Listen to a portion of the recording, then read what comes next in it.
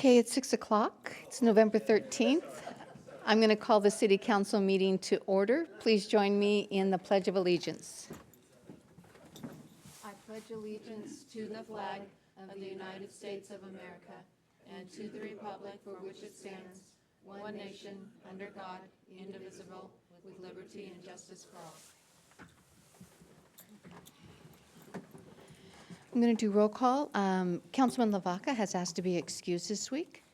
So if all are in agreement, we will mark that as such. So starting with Councilman Loy. Here. Councilwoman Kesty. Present. Councilwoman Diamond. Present. Councilman Henderson. Here. Councilman Cock. Here. Councilman Burns. Present. And Councilman Lavaca is out. Okay. Approval of the agenda. Do I have a motion? Motion to approve the agenda. I'll second. Thank you. Okay. So we have a motion by Councilman Henderson, second by Councilman Cock. Any discussion?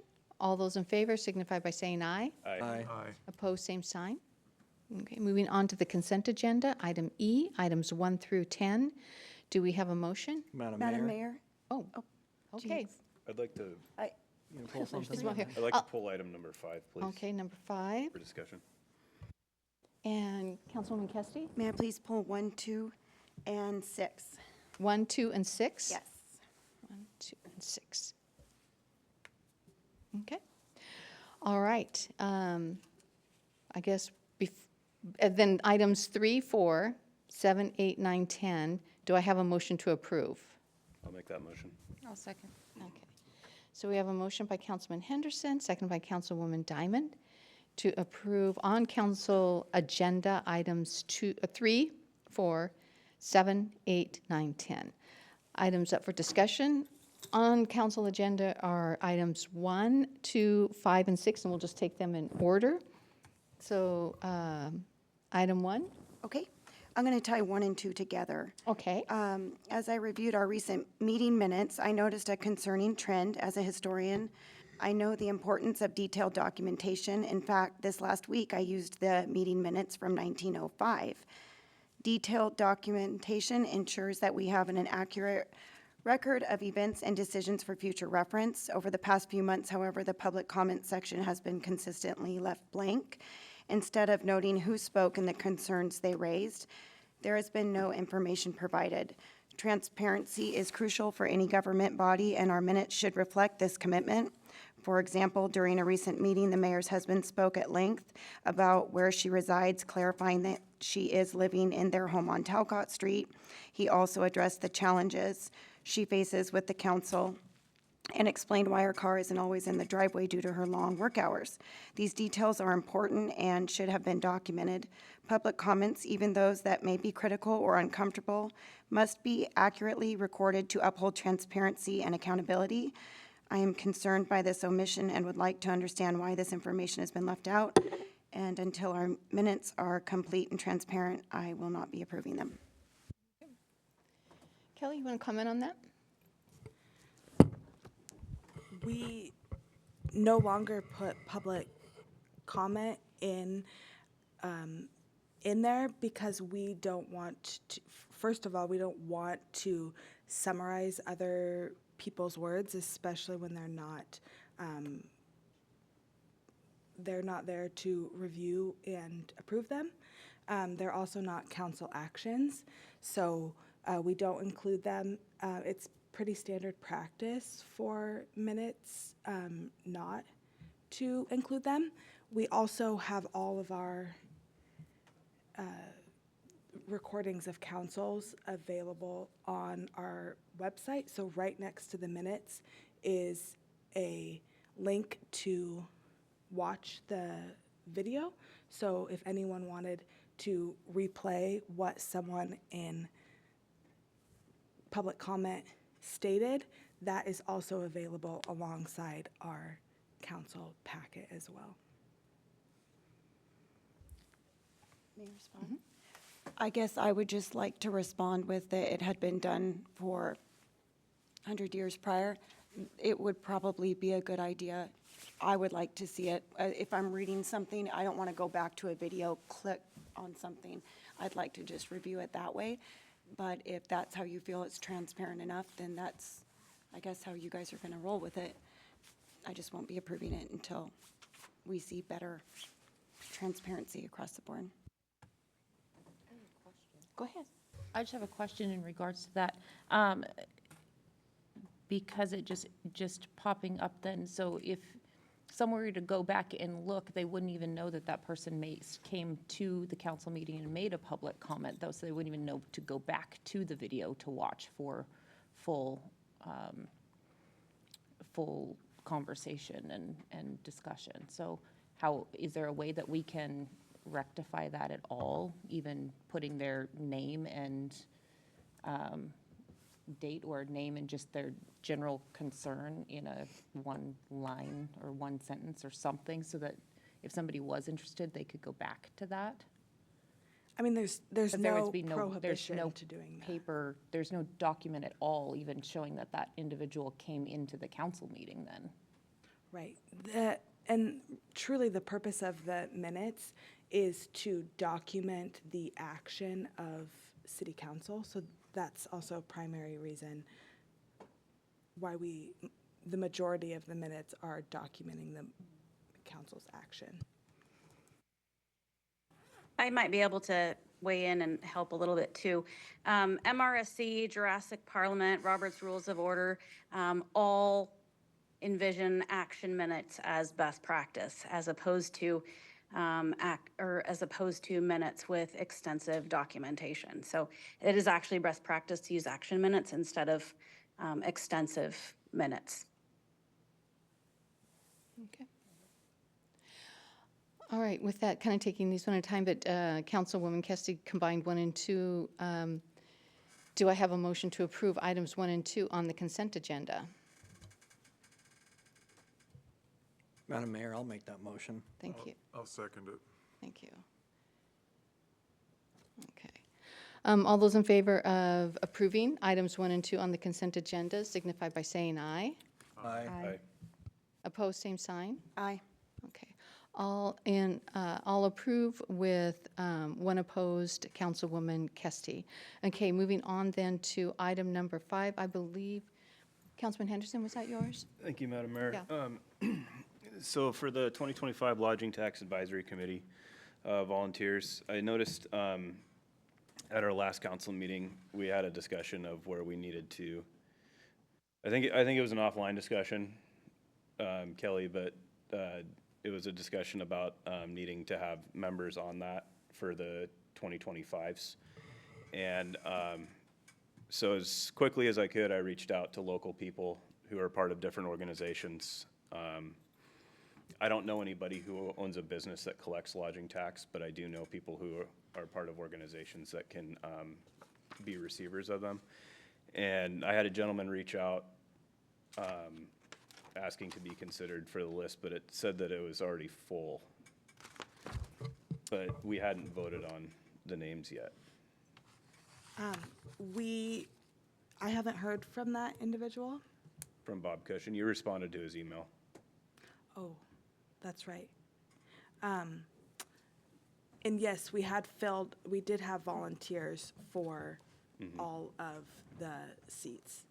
So it says one per each, right? So say if he wanted to be a part of it and somebody from a business, do we have any other business volunteers that wanted to be a part of that? Because it can grow, it just has to be 1 for 1, right? So it could be like 8 of one and 8 of the other. Business, it is easy to get volunteers for the organization side. And we had 2 volunteers for the organization side for quite a while now. The ones we were trying to get are the businesses. Those are the hard people to contact. So we did a lot of outreach, and we've only got 2 individuals from businesses who were volunteering for the committee. So if we had one more person from an organization, it would be challenging to find an additional business, as we've already reached out to all of the organizations I know in town that collect lodging tax, although it's possible to find one one more, we just couldn't Can I ask? guarantee it. Yes, go ahead, Councilman. Has there, just a possible candidate, just thinking out loud for that, might be the manager of that new hotel coming in, just throwing that out. I mean, they're busy, but that's going to be a big lodging tax business. Yeah, we definitely thought of that, and would reach out to them likely next year when they've actually opened and started collecting taxes. We reached out to the Three Rivers Inn, one member from Fairfield at the end of Cook Road is actually on the committee. We reached out to Willowbrook Manor, several like Airbnb individuals. So that's what we've done so far to elicit responses from representatives from businesses to be on the committee. Madam Mayor? Sorry. I just had two thoughts regarding this. One, I would like to see the Tax Advisory Committee actually be people from Sedro-Woolley making the decisions, not outside, such as Mount Vernon with the Lincoln Theater. And then my other thought was, did you guys reach out to any of the people who had previously served? We put out all the information, and we had volunteers, and we went with the volunteers before requesting from others, but we had advertised out to all those organizations.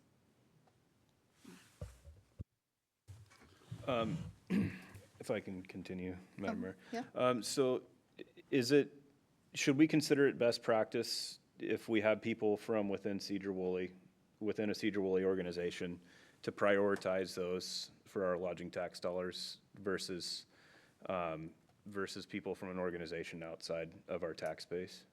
And a second part of that question would be, how much, if any, revenue would we be getting from a business that collects lodging tax dollars outside of city limits? Would we get any? We don't receive any from businesses outside of Sedro-Woolley. And I wouldn't be the best person to advise you on what your council best practice for approving committee members. Okay, and then one last follow-up. I wasn't aware if anybody else on council was interested in being a part of the Lodging Tax Advisory Committee, but all it says is simply that it needs to be an elected official on there. And can we hold a discussion on, like, if people are interested in it and, like, how often it is? Because there's a chance that some of us might want to be involved in that. I don't know, I always enjoy it. It's part of my prerogative. It's seen as part of my job, as of all the other mayors before me. So, Okay, that's all I have. so do we have a motion to approve? I'll make I- that motion. I was just going to say that if there was somebody from Sedro-Woolley other than someone from Mount Vernon, I would prefer to see that person on this list other than an outsider. So I would make a motion with approving everyone except for the outside, the Damon. Was he the one with the, Well, we already have a motion on the table. okay. Councilman Cock just made a motion. I can withdraw it for some discussion, that's Okay. fine. There you go. Okay. So I would make a motion because I would like to see if there was someone who was on the list that was actually from Sedro-Woolley wanting to be a part of it. I would prefer that it is that, but I would gladly do everybody else. Since I pulled this one, can I motion to table? And we can take a look at the other applicant as well from Sedro-Woolley. Just one here. Kelly, you have a meeting scheduled. I think it's prior to the next council meeting. Yes. It's, we have it on the schedule for the 21st of November. Well, that won't work.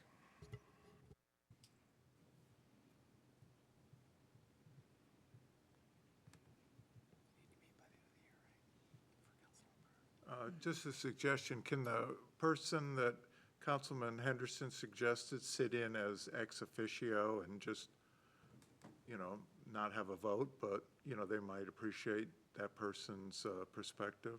Just a thought.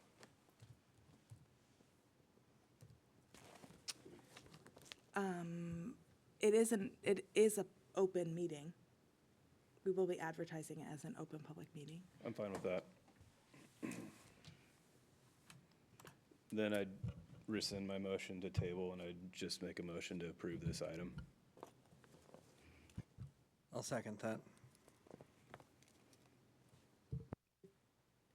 So we have a motion by Councilman Henderson, second by Councilman Burns, to approve item 5 on the consent agenda. All those in favor signify by saying aye. Aye. Opposed, same sign. I had a quick question. I didn't read it carefully, but I saw a story in the Skagit Valley Herald about the county commission approving funding, I think it was from lodging tax. Do we get any of that from the county? Do any of our organizations?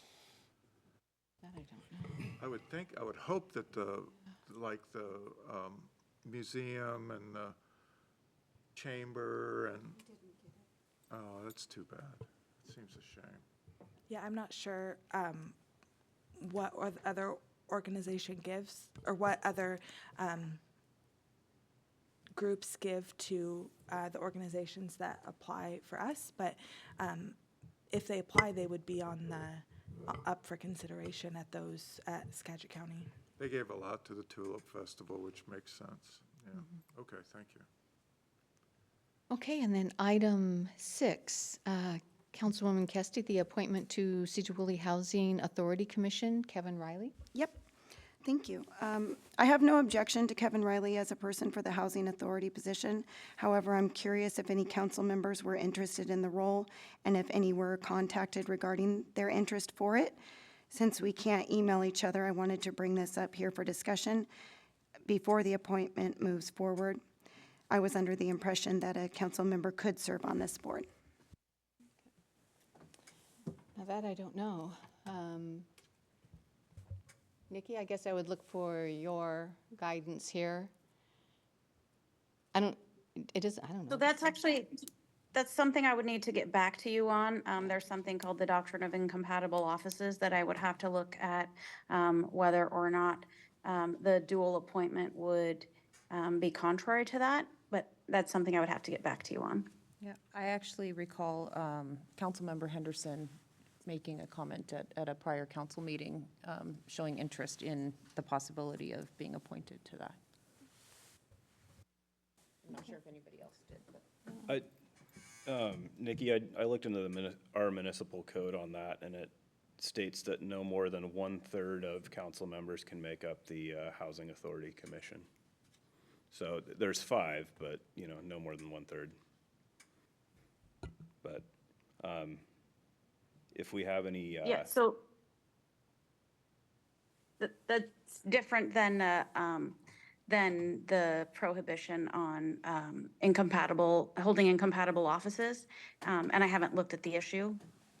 Okay, I can email you But the I can do city code some. that I have if you'd like, because I have it right on I saved it on my phone, so I could shoot that over to you after the meeting, if that's all right. Perfect. Madam Mayor, I do express an interest in being on the Housing Authority Commission. If not this time, when we have a next opening, I'd like to. We actually do have an opening. Okay. And so if there's absolutely no conflict, I don't have a problem with it. Okay, not this opening, but the next opening. So, okay, but we have, not this one here, we have another this one here. opening. Oh, Okay. there's 2 openings Okay. right now. Yeah, and we're filling one right now, Okay, Oh, okay. yes. well then, that's awesome. I'd make a motion to approve this one. I'll second. Okay. So we have a motion by Councilman Henderson, seconded by Councilman Koch to approve item number 6 on the consent agenda, the appointment to the Sedro-Woolley Housing Authority Commission, Kevin Riley. All those in favor signify by saying aye. Aye. Opposed, same sign. Okay, motion carries. Moving into special presentations and guests, starting out right away with the Flock Safety Camera and Real-Time Crime Center. We have a presenter, Garrett Thompson. Is he online? Is that correct? Yeah, can I just talk Absolutely. real quick? You bet. So yeah, we have Flock Safety online. We have Garrett Thompson online, as well as his associate Kristen McLeod. What they have is a slideshow, brief overview of the program. After that, I'll have some points that I would like to talk about as well, and then move forward with the process. And then if we have any questions, obviously we're available for questions. Garrett, you ready to go? Sure are. Thanks, Chief. Hope you can hear me okay. My name's Garrett Thompson. I am the rep here in Western Washington for Flock Safety, and this is my colleague, Kristen McLeod, who works on our community safety team. Kristen and I have worked with over, I think, 30 or 40 different PDs now in the state, kind of speaking to Flock Safety. And we're here to answer any questions you might have and give a high-level overview of what Flock Safety is, how it works, and who we work with. We have a handful of visuals here, probably about 10, 12 slides or so, just kind of talking through what Flock is, how it works, how it's set up. And at the end, if there's any questions, we're happy to answer them. Good evening, Mayor and council members. Thank you for the introduction, Chief and Garrett. As Garrett and Chief mentioned, my name is Kristen McLeod. I'm a community engagement manager, and my role really is to provide information to community members and elected officials such as yourself, again, on our technology, and really focusing on what the technology does, what it doesn't do. We'll talk a bit about some privacy concerns and also some accountability safeguards that we have built into the system. To start with a little bit of background on Flock, we were founded in 2017 after our CEO, Garrett Langley, experienced an uptick in crime in his own neighborhood outside of Atlanta. And he, an engineer by trade and a problem solver, went to local law enforcement and really did a ton of research and found that the majority of crime was committed in conjunction with the use of a vehicle. And so he got to thinking, and after many conversations with law enforcement, found that license plate recognition could be a really incredible tool for law enforcement to utilize, as well as HOAs and commercial businesses, and also to create a public-private partnership. So that's how Flock kind of came about. We really, and Garrett sees and we see today, that with police resources being so limited, crime continues to occur in communities. Trust is really imperative. And we see the opportunity to use technology for good, to help multiply the force, to protect your community and also your first responders by collecting and distributing objective evidence and getting that into the hands of the right users, which are your officers, and also to engage the community in that partnership, that private-public partnership, to grow programs like this and to further community safety. So I will pass this over to Garrett for a little bit. Yeah, just kind of speaking towards what actually Flock is and what the PD is considering bringing on for the city. This is what you're seeing here is our Falcon camera. So it's really our flagship product. The Falcon camera is a license plate reading camera that we've essentially set around the perimeter of most cities that come on with Flock. And the idea with the Falcon is that we can station these cameras in a way that will capture traffic coming in and out of your city. And we'll be connected to agencies like NCIC. So if there's a stolen vehicle, missing person, Amber Alert, whatever it might be, we can alert the PD within 10 to 15 seconds of that vehicle passing by one of our cameras as soon as it comes into your city limits. The Falcons are set up in an infrastructure-free model, meaning that we don't really need fiber or power or kind of the legacy ways that cameras are set up. All of our cameras are solar power based, and we can use infrastructure that lives within the city, or we can put Flock poles in the ground if needed in areas where there isn't poles for the cameras to live on. You're seeing the real-time alerts here as well. One of the really powerful things about Flock is that agencies can actually share information with each other. So for instance, we're working with about 75 police departments in Washington State right now.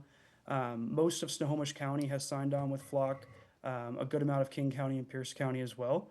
And if, let's say Marysville, for instance, had a stolen vehicle that they reported, they could put that stolen vehicle into Flock Safety, And if that vehicle then drove north into Sedro-Woolley and came by one of our cameras, the chief or anyone at the PD that had access to Flock would be notified within 10 seconds that a stolen vehicle has entered your city, and it came from Marysville, and here's the reason why it was put into Flock for the first place.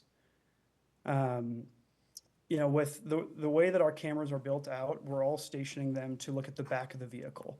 So all we're looking is the back of the vehicle so we can grab the license plate and compare it to NCIC or any missing person, stolen vehicle reports that might live within the state. So we're not tracking people, facial recognition. There's no speed limits or ticketing or anything associated with that. We're just capturing the license plate of the vehicle and cross-checking it with the records out there to make sure that it's not a dangerous or missing person coming into your community. Yep, so to kind of tie that together a little bit, this is license plate recognition, those still images of vehicles, the rear of vehicles, gathering that objective evidence about and facts about vehicle, not people. It's alerting police of wanted vehicles. When a wanted vehicle passes by a camera in your community, officers would be alerted within about 20 seconds, probably I think a little bit sooner than that. Used to solve crimes and adhere to all state laws. As Garrett just mentioned, we really believe in being an ethical product, so there is no facial recognition. There is no collection of biometric or sensitive information in the Flock system. Not used for tracking, speed, or parking violations. And something important, and I'll get into a little bit deeper, is that the data automatically deletes every 30 days. So those proactive alerts getting to your officers about wanted vehicles, it's an investigative tool as there is those 30 days kind of worth of vehicle information that is retained. So in the event a crime occurs and your officers are looking to locate a suspect that is tied to a vehicle, they can search for that vehicle in our system, even without a license plate, and it gives them that objective evidence and information. Flock cameras also can serve as a deterrent. We do hear from police agencies nationally that once cameras go up in their communities, it's interesting that word spreads among circles of folks who may be intent on committing crime in those communities. And knowing that those cameras are there, it makes it a lot riskier for them to do so. As mentioned, Flock wholeheartedly believes in being a trusted partner, and so we have built-in mechanisms to help protect privacy and also some accountability mechanisms. Number one is that the footage, all of those images are owned by your city, by the department, and will never be sold or shared by Flock. I mentioned that 30-day data retention, and that really strikes a balance between providing your police officers that investigative value of that 30-day historical information when investigating crimes, but it's also, images of vehicles that have passed by the cameras that the police are not interested as part of a criminal investigation. Those images, when they hit that 30-day mark, are hard deleted and unrecoverable. So there's no stockpiling of images long term. It takes the human bias out of crime solving by detecting that objective data. It's again focused on those wanted vehicles and providing the investigative value of the historical information. The data is stored securely and encrypted end-to-end. It's stored securely on the Amazon Web Services cloud and end-to-end encrypted of all of the data. As far as accountability mechanisms, so a search reason and user number is saved in the system indefinitely, and that creates an audit trail so the chief and his command can ensure that the system is being utilized appropriately and in accordance to department policy. We're not connected to any registration data or third-party databases such as Carfax or DMV. And something unique to Flock that I really love sharing is the transparency portal. This transparency portal is a Flock-generated, public-facing webpage, and this is optional and free for agencies to utilize, and it's also customizable. And it provides, this is an example of one from another agency, and it provides a community information on how the department is using the information and also their policies. So what's being detected, what's not being detected, what acceptable and prohibited uses are. And with regard to the usage piece, the number of cameras that are owned, a listing of all of the law enforcement agencies that this department is sharing their information with, and also what you'll see down below, a link to this department's ALPR policy. So again, really a great way to share with your community how the system is being utilized. Now, we also have an insights dashboard, and that's an internal dashboard for the administrators of the Flock system. So chief and command staff typically, this is where they can look and measure crime patterns and return on investment. They can look to see, are our cameras providing the impact that we want? Are our officers utilizing this service so that they can make informed decisions with continuing to utilize the services?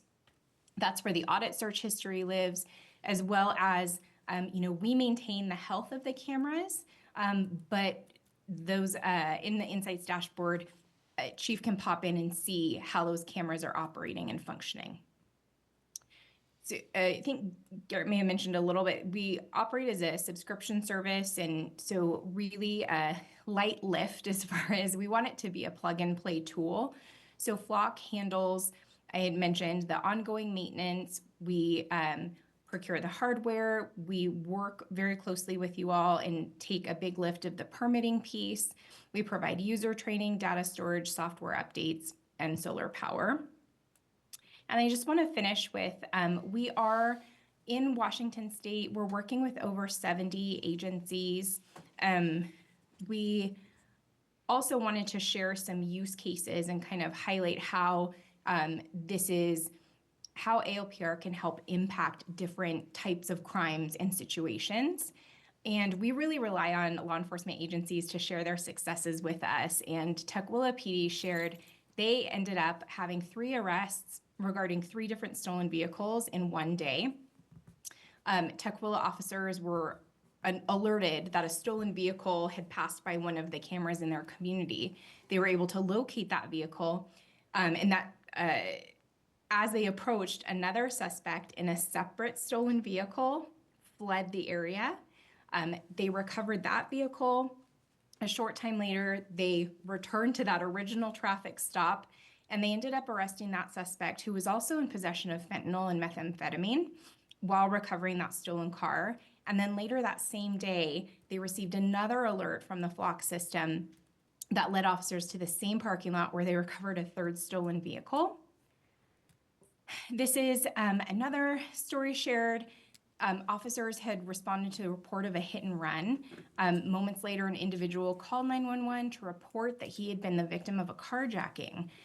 Officers used LPRs to locate the alleged carjacked vehicle in the same apartment complex as the apparent victim of the carjacking, who they found was intoxicated.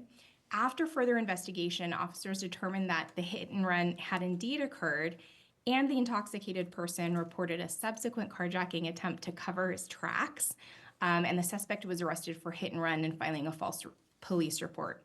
So really pointing police in the right direction and helping, again, get that objective evidence to them. And then this is a story from Spokane County Sheriff's Office, Liberty Lake, Washington. Officers had responded to reports of an assault that had occurred on a hiking trail. The female victim had told officers that unidentified male suspect had attacked her before fleeing in his vehicle. Authorities were able to check a nearby Flock camera, that database, and were able to find, they identified a suspect vehicle. Officers then went to their separate law enforcement privilege databases and were able to find a registered owner who matched the suspect's description that was provided by the victim. And they were able to locate that vehicle the following day and arrest that suspect, who is now charged with second-degree assault. And then I think that is at the end. And I did want to highlight that a lot of times LPR has been really impactful with regard to helping locate missing vulnerable persons. So silver alerts, we've had many stories shared with us about persons suffering from memory loss issues who go to a doctor's appointment, family reports them missing after they don't come home or they can't locate them. they're able to enter a vehicle description or a license plate into the Flock system and locate those people quickly and return them safely home. So we didn't include a slide there on missing persons, but that's been something where we're focused on eliminating crime, but something unforeseen and that we're really proud of is the impact that ALPR is having in assisting first responders in locating those missing vulnerable persons. So I will stop there, and I don't know if Chief wanted to add anything else or Garrett, otherwise we're happy to answer any questions you may have. Hey, Garrett, could you touch bases on the business cameras and such like that? Yeah, absolutely. So I work on the law enforcement side of things, so I can only work with, PD, sheriff's offices and whatnot. But we actually have a commercial and residential team as well. So for instance, Redmond, Washington just purchased for their PD in the last 2 months. After they purchased, we set up what we call a camera registry page. And we had a bunch of businesses and HOAs in the area actually reach out, just asking how they could get involved and purchase cameras. I think we've seen a lot especially in Snohomish County, with cannabis stores being broken into constantly, shopping centers, banks even. And some of these businesses want to get the cameras outside in their parking lots when they're entering into the area where they're having issues, because it's going to alert the police immediately rather than having to call, after the incident's already taken place, and have to react more reactively than proactively. But we have commercial teams and HOA teams that can work with your businesses and neighborhoods in the area that might be dealing with, property and retail crime. And we can actually sell them their own Flock camera packages and expand your network without really having to tap into the city budget.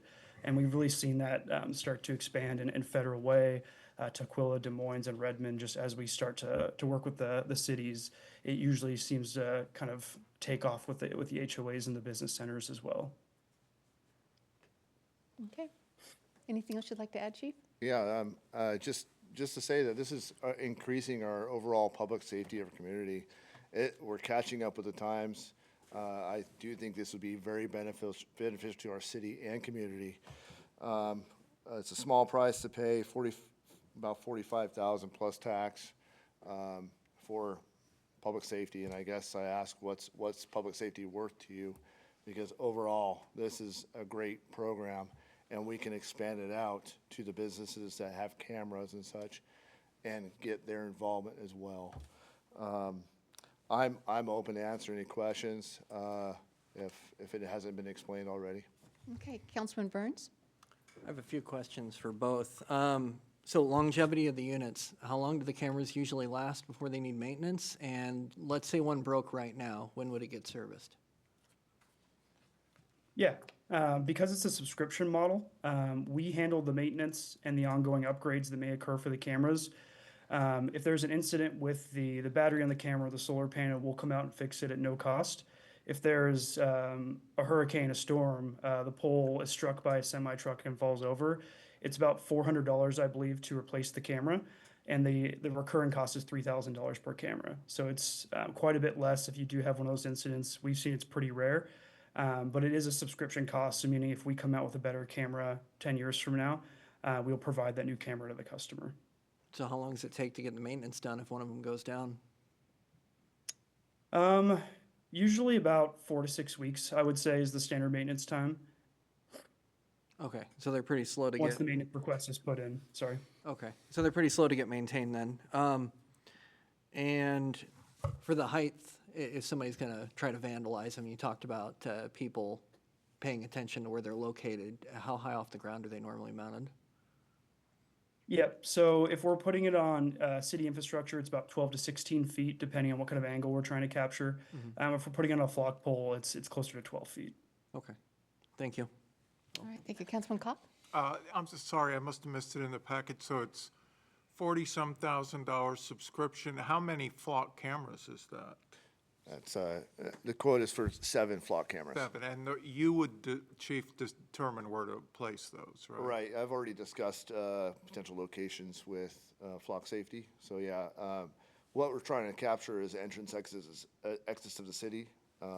That would be our best overall. So if we do have a crime that occurred in the city, hopefully we're catching it on the in or outbound way. And that's the idea of it, right? So We get a crime where we have nothing but a vehicle with no license plate. This allows us to look for those vehicles and look for that description and see if anything matches that description coming out. I just want to add, in all the years I worked at Western Washington University, they put in license reader in the parking lots, and at first the students were outraged, but when we started finding stolen cars, and quite frankly, if you solved one Amber Alert, it would be worth every penny. So I'm actually a big fan of this. However, maybe Nikki would know this, or you, Chief, the 30 days that the video footage is alive, is that subject to public records requests? Because we've already run down that road with some heavy staff usage. So we will follow the records retention schedule. I guess I would kind of provide an example. So we have officers out there running plates on their computers. That's access certified. We are able to run those. That's our information, and nobody else really gets that information. That's private information to us. So when we use Flock, we're only going to pull that data when we have an evidence-based issue. So we have a crime that occurred. We found the suspect vehicle. We're going to pull that and plug that into our evidence.com Axon. So we're going to pull that as our evidence. That's our policies and procedures for our evidence. It'd be still photos, potential video from other jurisdictions or our businesses that have video. That's what we would do. Anything else, we're not. I mean, if we're not alerted or we don't take any action on it, it's just like running a plate. Like if I'm driving in my patrol car and run a plate, there's no issues with it. That's it. Yeah. It's just a record that's been run in Wassick. That's all. Well, I just want to say this sounds like giving more eyes to the police, and I think it'll solve some crimes. I saw where Councilman Loy had his light on. I didn't know. Did you have a question or comment? Yeah, say Flock, it sends a signal out that you've identified a stolen car. Where does that signal go to, and does somebody have to monitor it? Chief, would you like me to answer that? When you do that, I think it'd go to MDT. Yeah, so we can alert officers in a few different ways.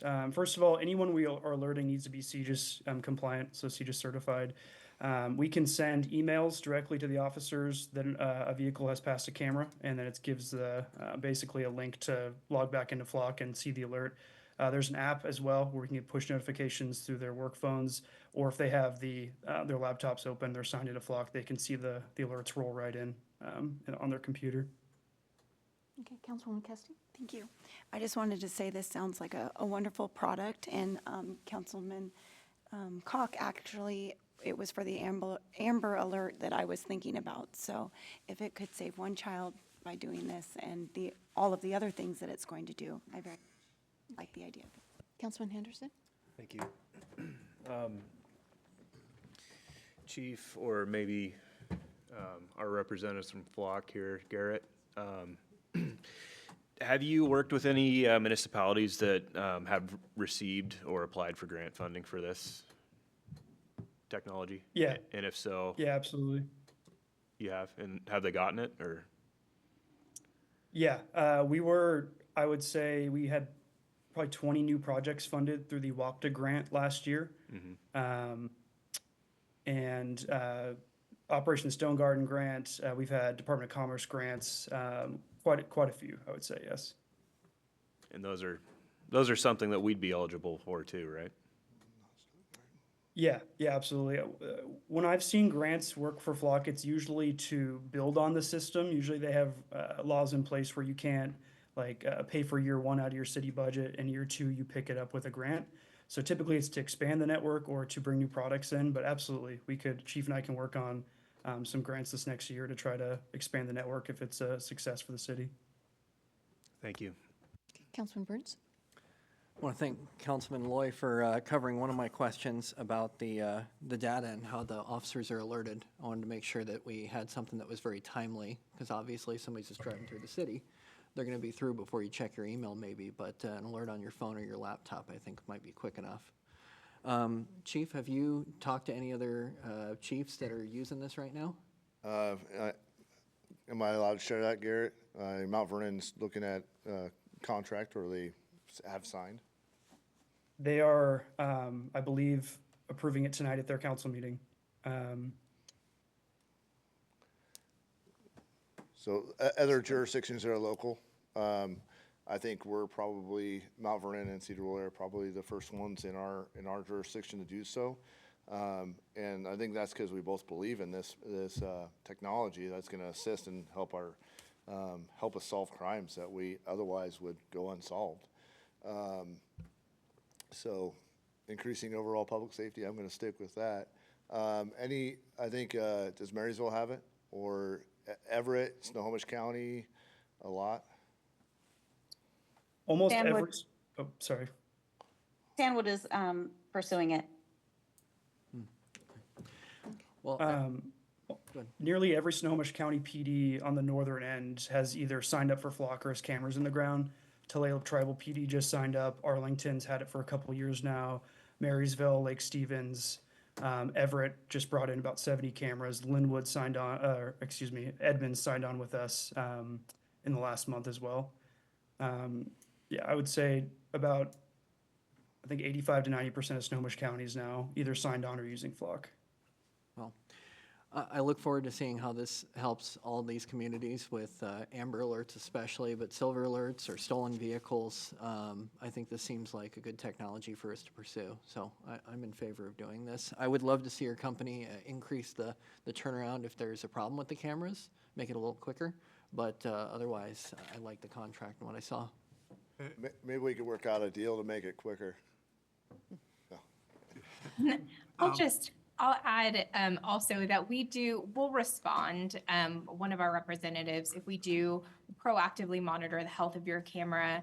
If there is an issue, our response, 24 to 48 hours to diagnose what's going on with the issue. If we do need to go in person, that's where that, I think, Garrett, you mentioned 4 to 6 weeks comes in. And there are times where we can, I think, improve the functionality remotely as well. So if we have to respond in person, that's where that longer time frame comes in. Actually, Councilman Henderson was ahead of you. Are you through, sorry. Councilman Burns? Sorry, go ahead. Yeah, okay. Okay. Councilman Henderson? Real quick, I was trying to keep up in the presentation about what you said about other cities or the pictures would be proprietary to us, right? So we own the pictures that we take, right? As a city. So if Mount Vernon's getting their system, how would we integrate into theirs? I mean, because we got a lot of stuff going back and forth. They'd send information to us and we'd send it to them. Right, we're allowed to share, law enforcement agencies are allowed to have the same information, so if they're investigating something, they can connect and we can share with them and they can share with us. That's the whole idea of this is, without these, we are sharing information in different ways, right? But this just increases the technology and availability. Would they have access to like our system or would they just have access to what we push to them?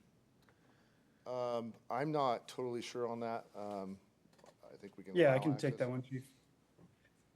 So every agency has the option to accept a sharing request from a different agency. So if Mount Vernon moves forward today and you both have flock cameras, 3-4 months from now, Chief would send a sharing request to Mount Vernon. If they accept, then anytime they have a stolen vehicle or a vehicle that they're tracking for a crime, they put it in what we call a hot list.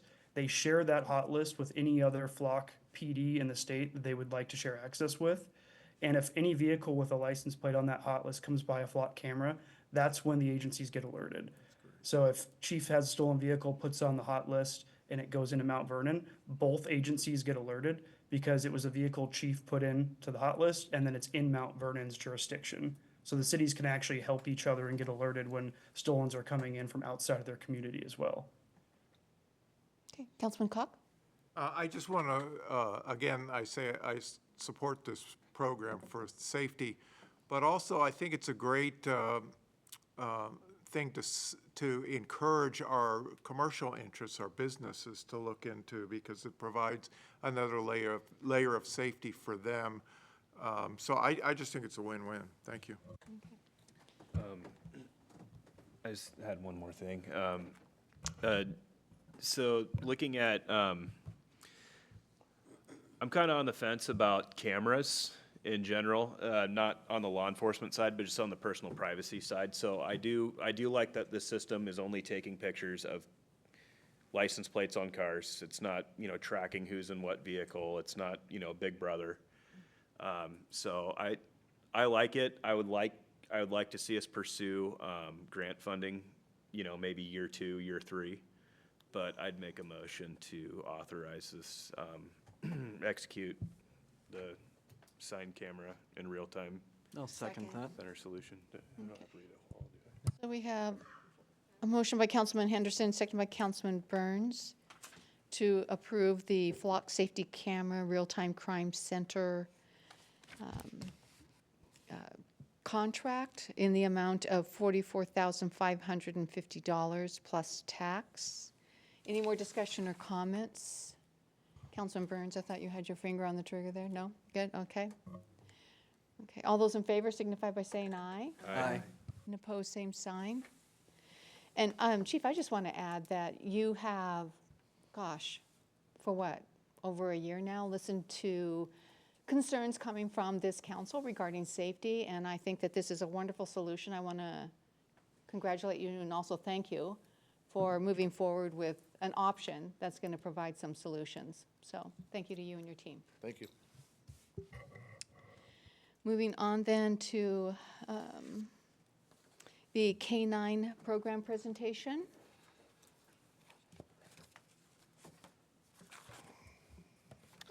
Woody, you want to get that pulled up for Cody?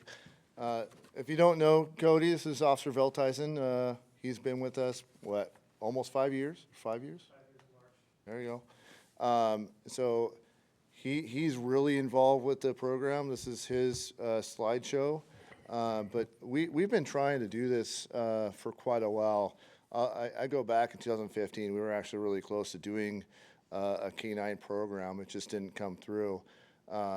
We had the money for a dog and just had to come to agreement, that kind of thing. But at that point, we were looking at a drug detection dog only at that point. We were heavily proactive in drug enforcement and that kind of thing. And it's just kind of been in that missing piece that Sedro-Woolley's never had. Since then, we've had a couple proposals. We had one from one of our current detectives for a K-9 program, a very thorough proposal. And if we could have done it, we would have done it at that point. I think now is just the time. We've run into a few issues. We have one K-9 out there, 2 K-9s out there right now, and of course, there's a drug detection dog. Skagit County Sheriff's just got a dual purpose dog, and during that time, we had times where we had no dog in the area, so our call outs for tracking on serious crimes were in Whatcom County or Snohomish County, and that's just kind of far for us to call out and expect us to actually get a good track and actually catch the suspects. So Officer Veltheisen is making this presentation. He has been selected as our K-9 handler should this program move forward. In all intentions, I really hope it does. It'd be a really benefit for our community.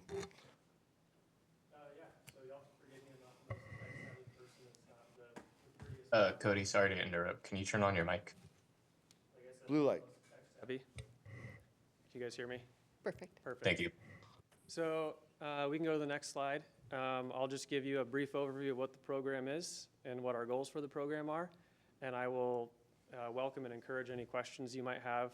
Me, Chief, and Sergeant Carroll, if he wants to participate, we'll be happy to answer any questions. Yes, like Chief said, our goal is for a dual purpose K-9. That means that one purpose would be for narcotics detection, and the other purpose would be for what's called patrol work. Narcotics detection, I think, kind of speaks for itself. Dog is looking for the odor of narcotics. That can be meth, fentanyl, which just recently got certified, ecstasy, heroin, a whole list of all that kind of stuff. And then the patrol side would be more tracking, apprehension, article article area searches. Yeah, so we'll start at the basics. The standard for a dual-purpose canine is either a Belgian Malinois, a Dutch Shepherd, or a German Shepherd. So there's a couple pictures right there. In general, the service life is about 7 to 10 years, depending on the health of the dog and a lot of other circumstances that come with that. We get the dog at about a year and a half. So a year and a half to when the dog is about 10 years. You can do the math dependent on that. We can go to the next slide. So the canine will go home with the handler. The handler is responsible for care for the dog. That means scheduling vet appointments, feeding the dog, walking it when it's not at work. They're both handler and canine are available for a call out. So if I'm home and the city needs something, I'll respond just like a detective would, just like a negotiator, anything like that. And then, like I mentioned before, we're also responsible for caring for the dog. So whatever that may entail, and the dog is a tool that the city employs. It belongs to the city, but the handler is responsible for caring for it. And so that kind of takes the burden of care of not just everybody in the department, and it's just one person. That's their focus, is the dog. We can go to the next slide. So for the training, you're required to have 400 hours of patrol work training before you can certify, and then 200 hours of certification for narcotics detection. That time is roughly 40 hours a week, and then anywhere from 3 to 4 months before you can certify. The dog is not able to be put into the field until after the dog is certified. And then every Wednesday night, we have a local canine cadre from Whatcom and Skagit. We meet together and do our mandatory weekly trainings, and those are listed up there, 4 hours for each discipline. And so we get to kind of coordinate with each other and learn from each other. If a dog is struggling or a handler is struggling, you can lean on people with more experience, more expertise, and kind of get their feedback on what you're doing wrong or what you can improve on. And it just keeps the dog fresh. There's not dog work every day, but just like if you don't run for a year and then you want to run a marathon, it's not going to happen that quickly. So keeping the dog and the handler on their toes. The picture on the top right is a artificial narcotics odor. It's called Scent Logic. So most of the time we'll use that for training purposes. It's not dangerous. It just gives the odor of whatever the narcotic is. And then the picture on the left is a bite sleeve. And so we use that for contact training for the canines. We can go to the next slide. So like I mentioned before, there's 2 different purposes. We have patrol work and narcotics detection. Patrol work is anything from tracking and apprehension of dangerous suspects in our community. We can also do article and area searches. So earlier this year, we had an incident down at the carnival during the 4th of July, and we actually called Whatcom County to come down and do an article search. We had reports that there was maybe some missing evidence that was not there, and nothing was located, but now we have the peace of mind knowing that nothing was located and there's not something dangerous that's laying out in the middle of the carnival grounds. Because of that dog having to come from Whatcom County, we ended up waiting for about 20 to 30 minutes for them to come down, and it's roughly the same from Snohomish County if Skagit's dog is not working. And it's also trained in handler protection. And I'd like to touch a little bit on tracking. Primarily, it's used for tracking of suspects.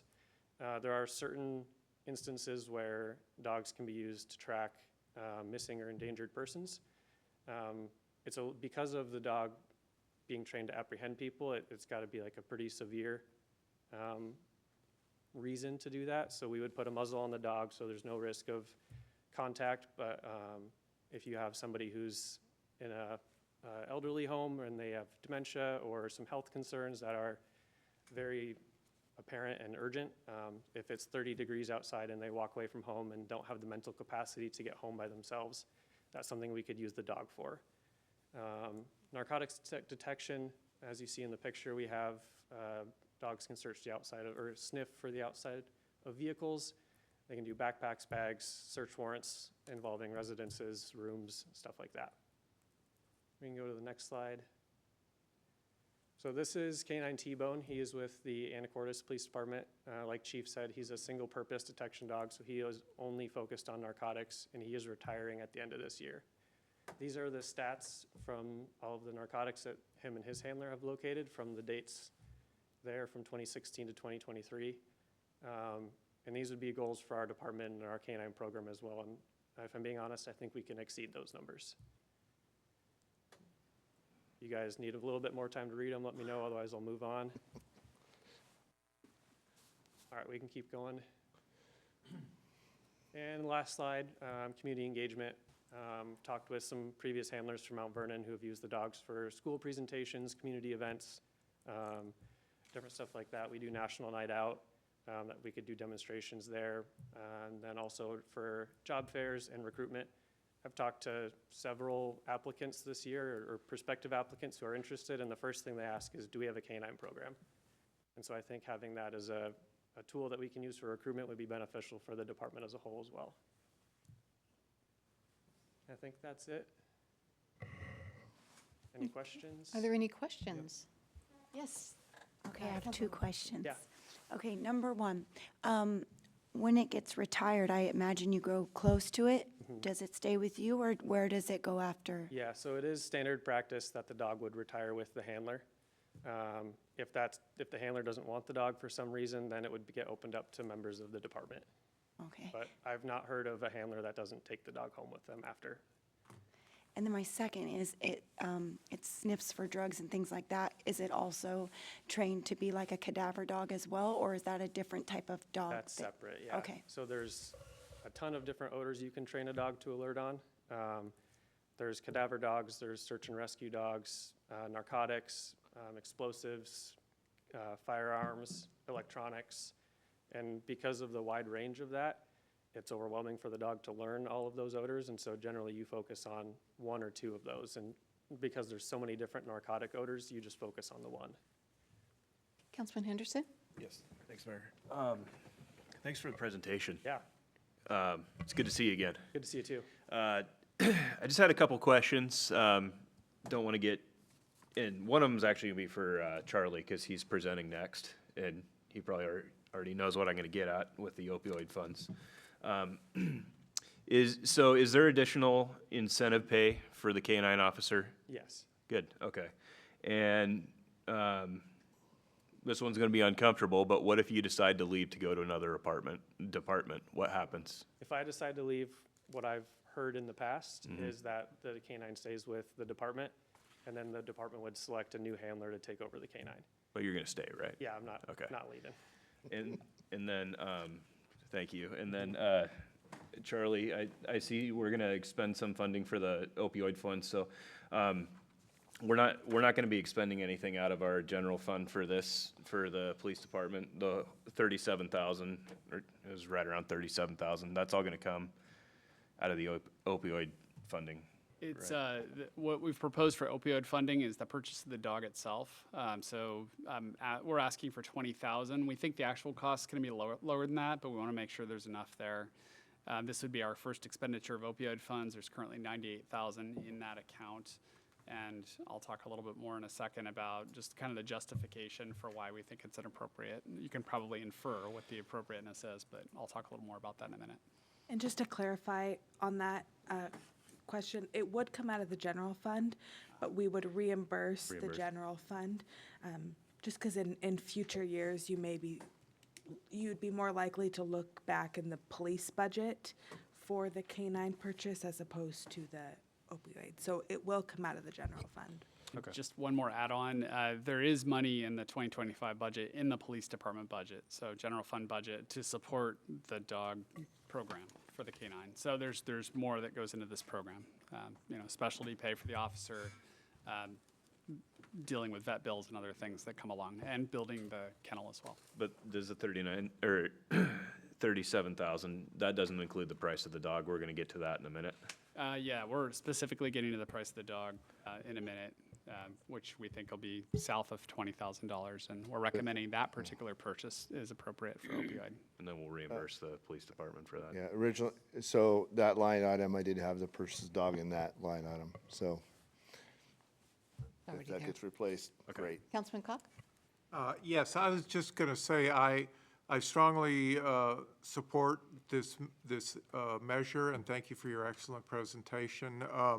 I'm uncomfortable with the concept that we have to bring in a dog from a distant county, because by the time they get to the crime scene, it's cold. So I think this is a great idea, and if you want my dog, you can have him.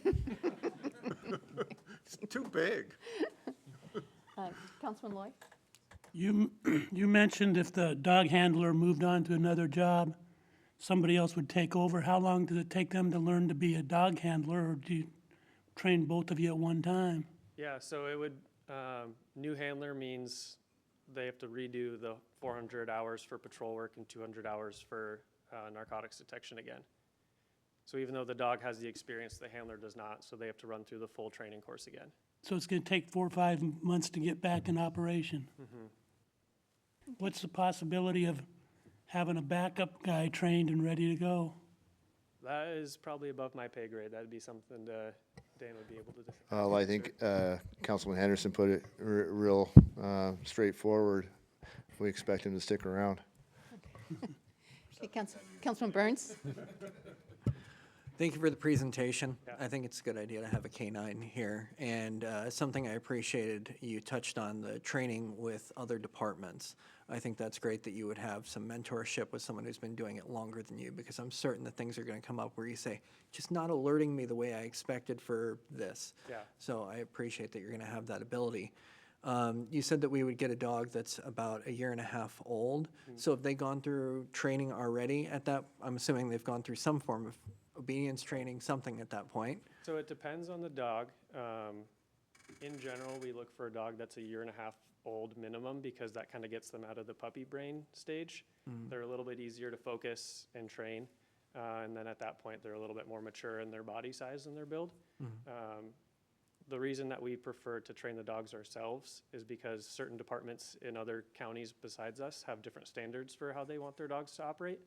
And the relationship that we have with Whatcom County agencies and other Skagit County agencies is that we have a very specific way that's worked well for us in the past, and so we want to keep that trend going and train the dogs ourselves to that standard instead of somebody else's standard from a different state or a different county. So roughly how long do you estimate before we had you and the K-9 on the street and patrol?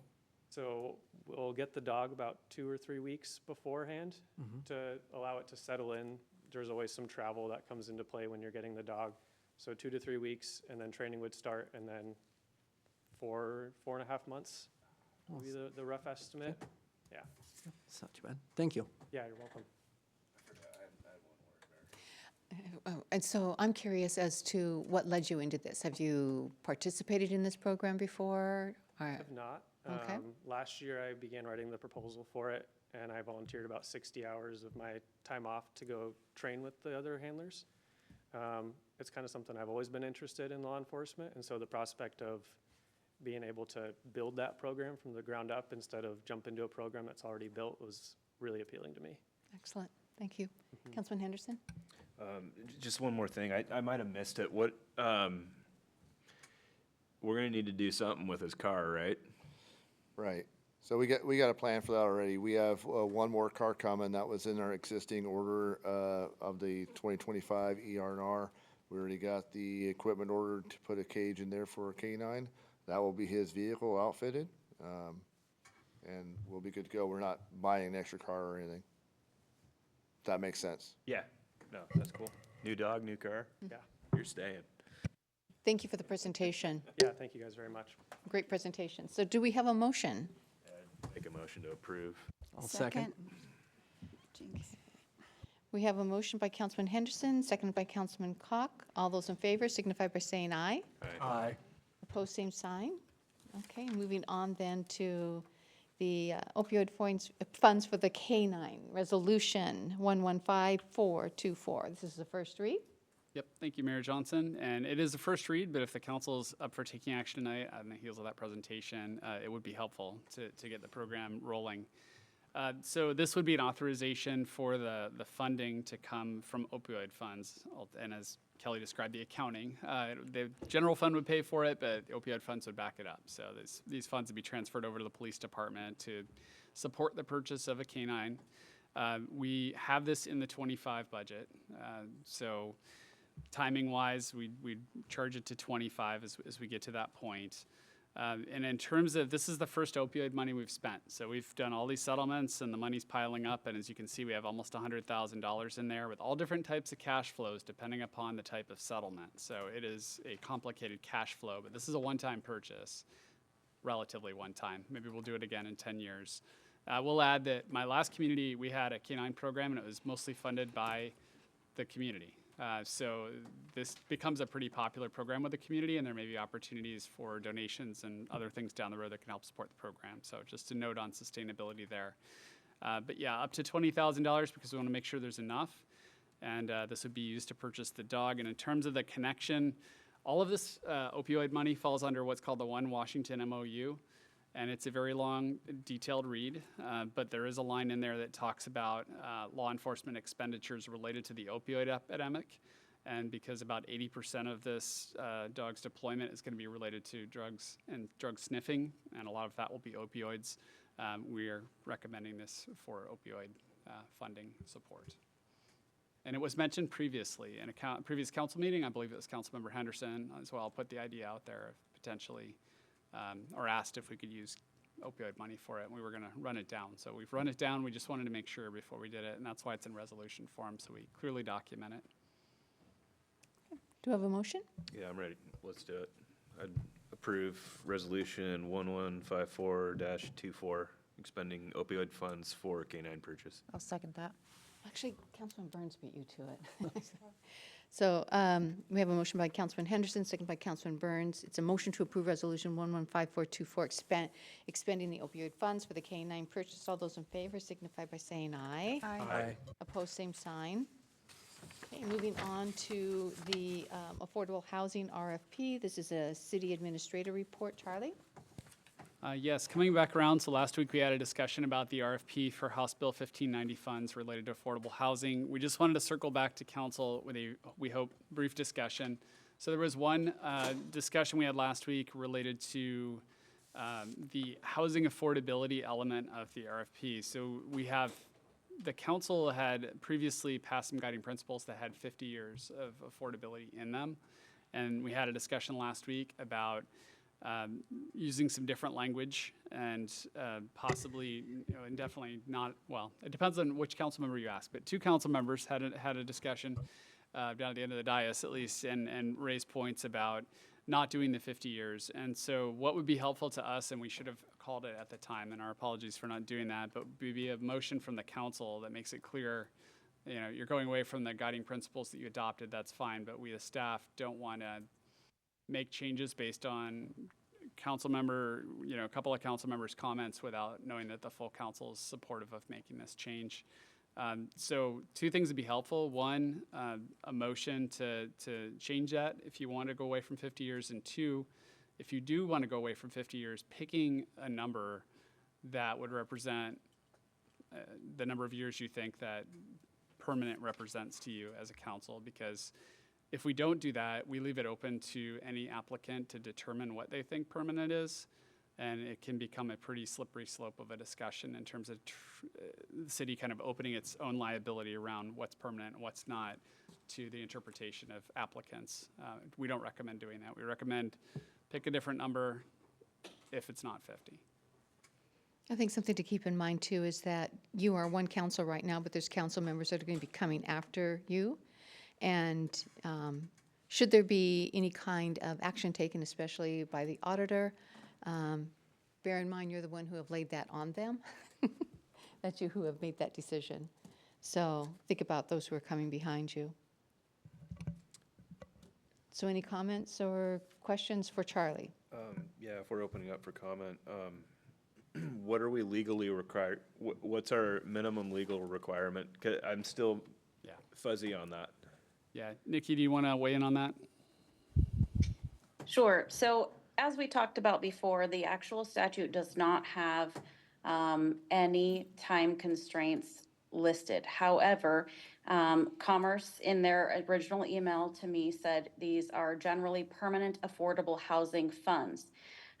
Essentially, what I read Commerce saying is that you have to make the decision as to what constitutes permanent affordable housing to your community.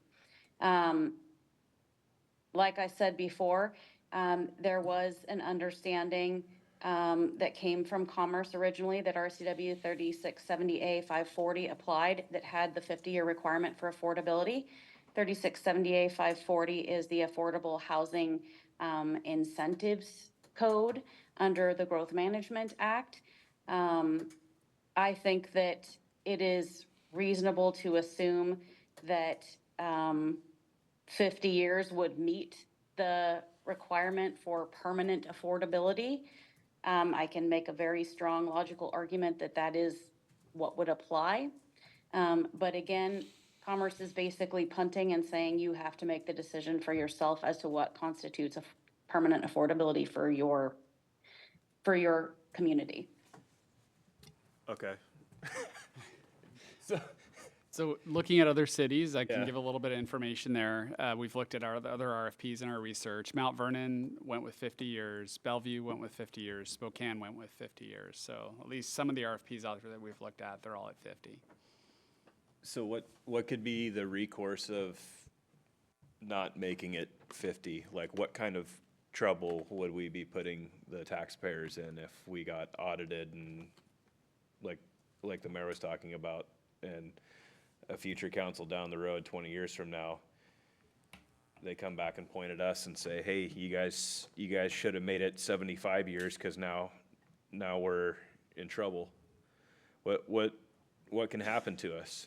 Yeah, we could have an audit finding, and Kelly was talking about that a little bit at the last meeting, that, the auditors interpret things at different periods of time.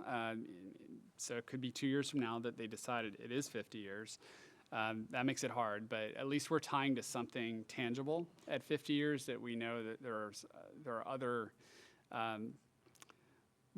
projects that have to tie to 50 years, and that's generally considered permanent. So I think we'd have a good argument back to the auditors to say, hey, we went on this basis, on this logic. If we were to pick something less than 50 years, I would strongly recommend we have some logic to tie to, and we haven't been able to really come up with that logic at this point. I think when we had our last discussion on this, and Councilman Lavaca went round and round, and honestly, a lot of what he was saying was making complete sense. Like, by what statute is the auditor making their findings, or do they just get to pick? And then what does the statute say for how long's permanent? Like, it's not defined, but the lawmakers are putting it on us to define it. But then they can turn around later and say you didn't define it right. I think 50 years is completely defensible. I think if you don't put any time frame for affordability in there, that is going to be a much more significant risk. I think in that case, you probably put any funding that comes from Commerce at risk, and you do also risk an audit finding. I do think that you probably want to be able to make an argument with a straight face that the time period that you choose is, very long term, so as to appear permanent. But I think 50 years is completely defensible. Can I suggest something? Most home mortgages are 30 years. What about 30 years? Shorter. That's defensible too. I mean, It is. But I keep hearing, Nikki, you're an awesome lawyer, and I really appreciate your advice. But when I hear the words think and probably, like, I'd rather hear I know that this is definitely the time frame that we should be setting. Yes, That's and I the advice understand I'm that looking for. completely. I think that, again, 50 years is very defensible, and I can tie it back to statutes and explain why it should be defensible. But unfortunately, the legislature in this case did not give me the tools to say with absolute certainty that this is the required time frame. I think it's hard, because if you look back at a couple of the presentations that we've had here before, one of them in particular had a 50-year lifespan on it. But if you calculate the actual cost of what they were looking at charging the residents at the time, the quick math actually put it back as a payback return on investment would be 70+ years with zero interest and calculating no inflation. So 50 years, I would think, would be reasonable. You can't look at affordable housing as trying to get any sort of return on investment or calculate inflation into it at any cost right now. But I went back and looked at a handful of presentations provided to us over the last several years, and that seemed to be the general consensus. Although I do agree by the regulations provided to us that it is not clear. Clear as mud. Can we ask the state to come back and define it for us, if they're the ones that wrote the bill? We did look. Nikki, thoughts on that? You can certainly, Yeah, we I talked. mean, you could certainly talk with your legislators about adding additional clarity to that piece of legislation. I think that's a great idea. Nikki, we talked briefly about an Attorney General's opinion possibly as well. Is that still an option? I can certainly reach out to the AG and see if they will opine on the subject. Okay. We're not in any kind of hurry here for this RFP, are we? We Charlie? are not. It's really up to the council. I just wanted to make sure I continue to lean into it, and this is a piece of information that we should have before we put it out. So, yeah, we can slow it down a little bit. In fact, that'll kind of help me in a variety of ways because I've got a bunch of other things coming your way shortly. Do we need the motion to table? No, we, Oh, it was a first read, wasn't it? Yeah. Okay. okay, moving on then to council reports. Councilman Loy. 3 weeks ago or 4 weeks ago, whatever it was, I stopped in Bellingham and went to the AWC district meeting. And most of them were from Whatcom County, but there was, Sedro-Woolley was represented, and LaConner and Anacortes. And I just thought it was kind of an interesting meeting to go to, so I happened to be going to Bellingham, so I dropped in, and it was well worth my time to see what they do. All The right. end. Thank you. Councilwoman Kesty. Thank you. Jason Boggs from Integris Real Estate, the Sedro-Woolley Museum, and the Chamber are hosting a sip and stroll event on November 30th from 4 to 6. You meet at the museum and enjoy the jazz band, and then you stroll downtown to shop and vote on your favorite decorated store. So that's going to be a big day because it's Shop Small Saturday, and the tree goes up. So I invite all of you guys to come downtown. It's exciting. Thank you. Councilwoman Diamond. I just had a quick question. I was looking for an update on the community grant program. How many of the approved grants have actually moved forward with their projects, and what would be left pending by end of year? Were you going to give a report on that? I can, yes. Should we wait? Is that okay, Councilwoman Diamond? Yeah. Yeah, that was actually a discussion tonight that. Oh, okay. Yeah, good, so good question, timely. Okay, thank you. Councilman Henderson? All right, thank you. Over the weekend, I had a neighbor stop by my house complaining of a scamming operation here in town with people driving around and saying they had lost their wallet and trying to sell jewelry. It's happened out at Cook Road. It happens Safeway in Mount Vernon, Target. But they were here in our town over the weekend, and so just nobody came here from Chicago and lost their wallet and is going to sell you a diamond ring, just so everybody knows. Also, last night I had the pleasure of being invited to the Lager Rodeos. They have a quarterly meeting, so I was able to be part of that and see some of the stuff they have coming down the pipeline. 4th of July is a long ways away, but it's actually pretty quick. So thank you to them for the invite, and that's all I have for tonight. Councilman Cock? Two things. One, in the immediate wake of Veterans Day, I'd like to honor all our veterans, including my distinguished colleague to the left, Councilman Henderson, for their dedicated service to our country. The second thing is just an observation. I've seen this twice recently, and Chief, I don't think it's the police responsibility, but on Highway 20, the middle school kids, I saw a clump of them just run across Highway 20 against the light. And all it would take is somebody not paying a lot of attention, and we got a big-time tragedy. So I don't know if the school district should have somebody, I don't think they've ever had somebody standing there. They have had people standing up at, and maybe that's tied more to Evergreen. Yeah, I think that's more Evergreen. They have the crosswalks there at McArgyle and Yeah. North Township there. They're usually out there for crossing guards, morning and afternoon.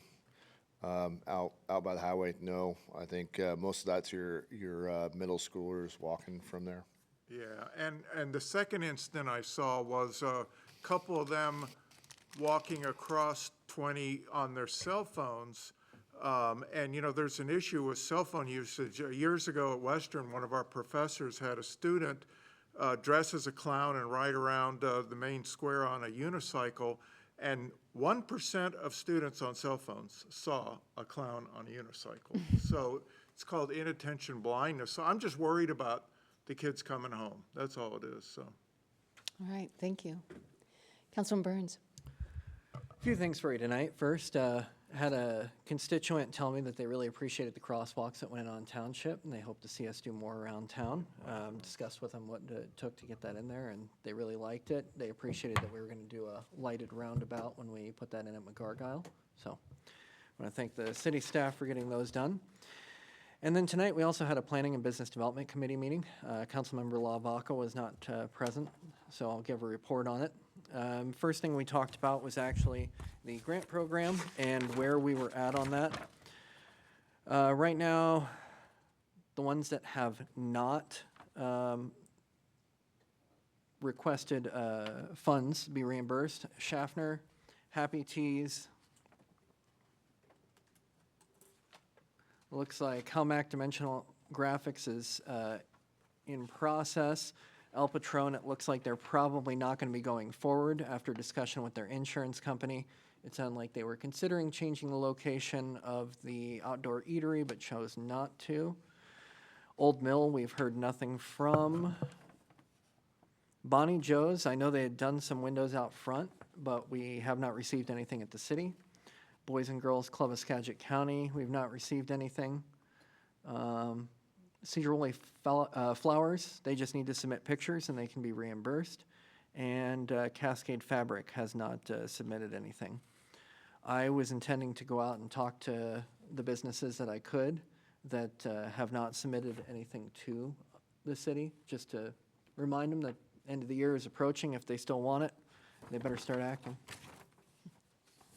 What's the cutoff date for that? End of the year. End of the year, sorry.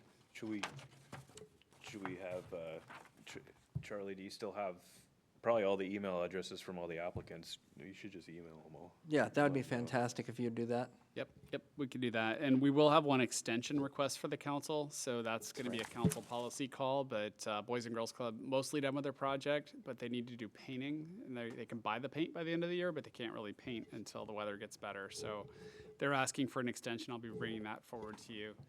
There may be a few others that come up. I know Halmac Dimensional Graphics is in process on their project. Sedro-Woolley Flowers, as Councilmember Burns mentioned, is pretty well done. They just need to submit some pictures to get reimbursement. So things are moving, but there will be some projects that haven't really made any progress that I'd be surprised if they get done by the end of the year. And if they come and ask for an extension, again, that's a council policy call. Do you grant it? Is it circumstantial? And for how long do you grant it? So things to think about. I would think that by now they should know whether they're going to need an extension or not. So if there's follow-up, maybe the one-time extension can be offered to provide their reasoning so that it can all be discussed at once and then nothing gets drug out. Everybody's provided the same opportunity.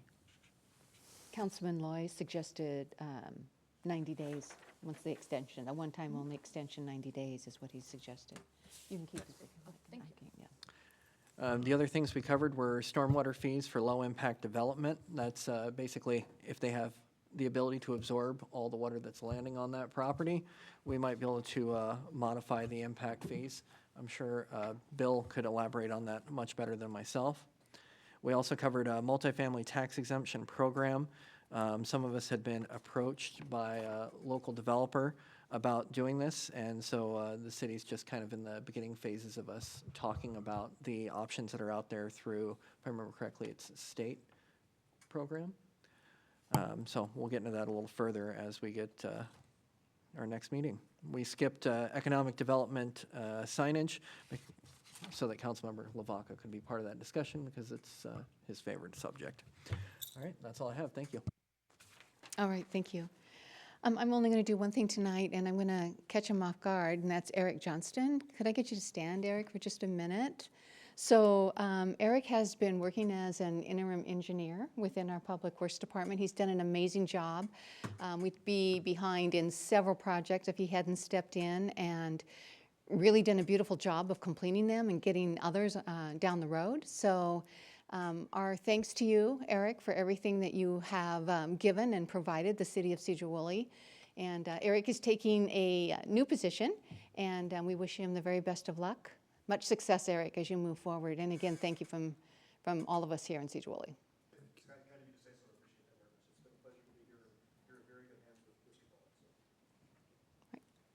Thank you very much. Did you want to say something at all, Bill? Or you all? I don't want to cut you short here. That's. I don't think he'll accept a counteroffer, so that's fine. But no, I've actually, yeah, we've very much enjoyed having Eric and his expertise to fill in after David Lee retired, and then hopefully we will.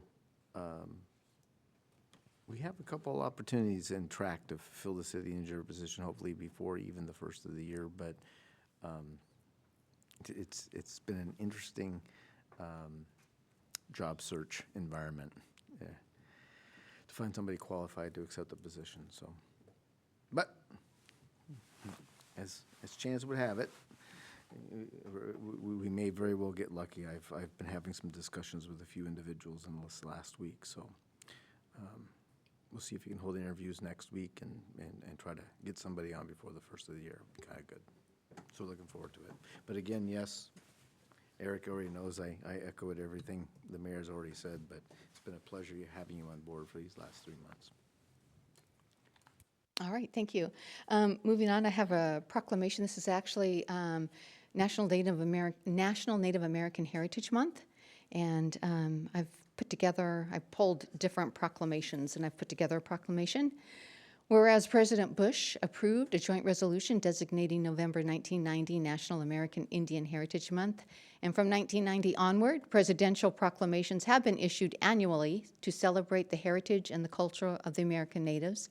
And whereas we observe Native American Heritage Month 2024, we reflect on the profound and lasting contributions Native Americans have made to the development and success of society, both historically and in modern times. And whereas Native Americans have long been innovators, particularly in agriculture, medicine, and environmental stewardship, indigenous farming techniques like the cultivating of crops such as corn, beans, squash, and sharing the knowledge of herbal remedies and natural healing practices contributed to early medicinal breakthroughs, influencing treatments that continue to aid the health industry today. And whereas beyond agriculture and medicine, Native communities have significantly contributed to public service, serving in the U.S. military at higher rates per capita than the other demographic group, demonstrating a deep commitment to the country's well-being, exemplifying a long-standing tradition of leadership, and also extend into law, education, and government. And whereas Native American voices have shaped conservation efforts in the U.S., championing sustainable practices that protect the environment for future generations by safeguarding natural resources. And whereas today, Native American entrepreneurs, scientists, educators, and leaders continue to drive innovation and foster diversity, contributing to a vibrant and thriving society. As we celebrate Native American Heritage Month, let us honor the ingenuity, resilience, and unwavering spirit of Native people who have enriched our nation in countless ways. And whereas by reflecting on these achievements, we acknowledge that Native American history is not just a story of survival, but one of extraordinary success that continues to shape the future. Their contributions to both past and present remind us that the strength of our communities is built upon the diversity of cultures and traditions. Now, therefore, I, Julia Johnson, Mayor of Sedro-Woolley, Washington, do hereby proclaim November 2024 as Native American Heritage Month. And now moving on to public comment, it is 7:34. I am going to open it up first to the chamber. Thank you, Kelly. We have sign-up sheets. Nobody signed up, so I am making the assumption that there is nobody in the chamber who is here to make comment, but I'll open it up anyway. Is there? Okay, then I will open it up to online. Is there anybody online who would like to make public comment? Seeing none, it is 7:35, and I will close public comment. And we will now move on to public hearings. And tonight we have 3. And the first is going to be the amendments to the Sedro-Woolley Municipal Code 1724010, minimum CBD commercial retail floor area. This is ordinance 206724, and action is requested. So with that, Nicole? I always appreciate that you come forward. Thank you, Nicole. Of course. Well, thank you, Madam Mayor and Council. So earlier this year, the Planning Commission recommended that at least 50% of the first floor area facing primary street frontage in the central business district be designated for commercial or retail use.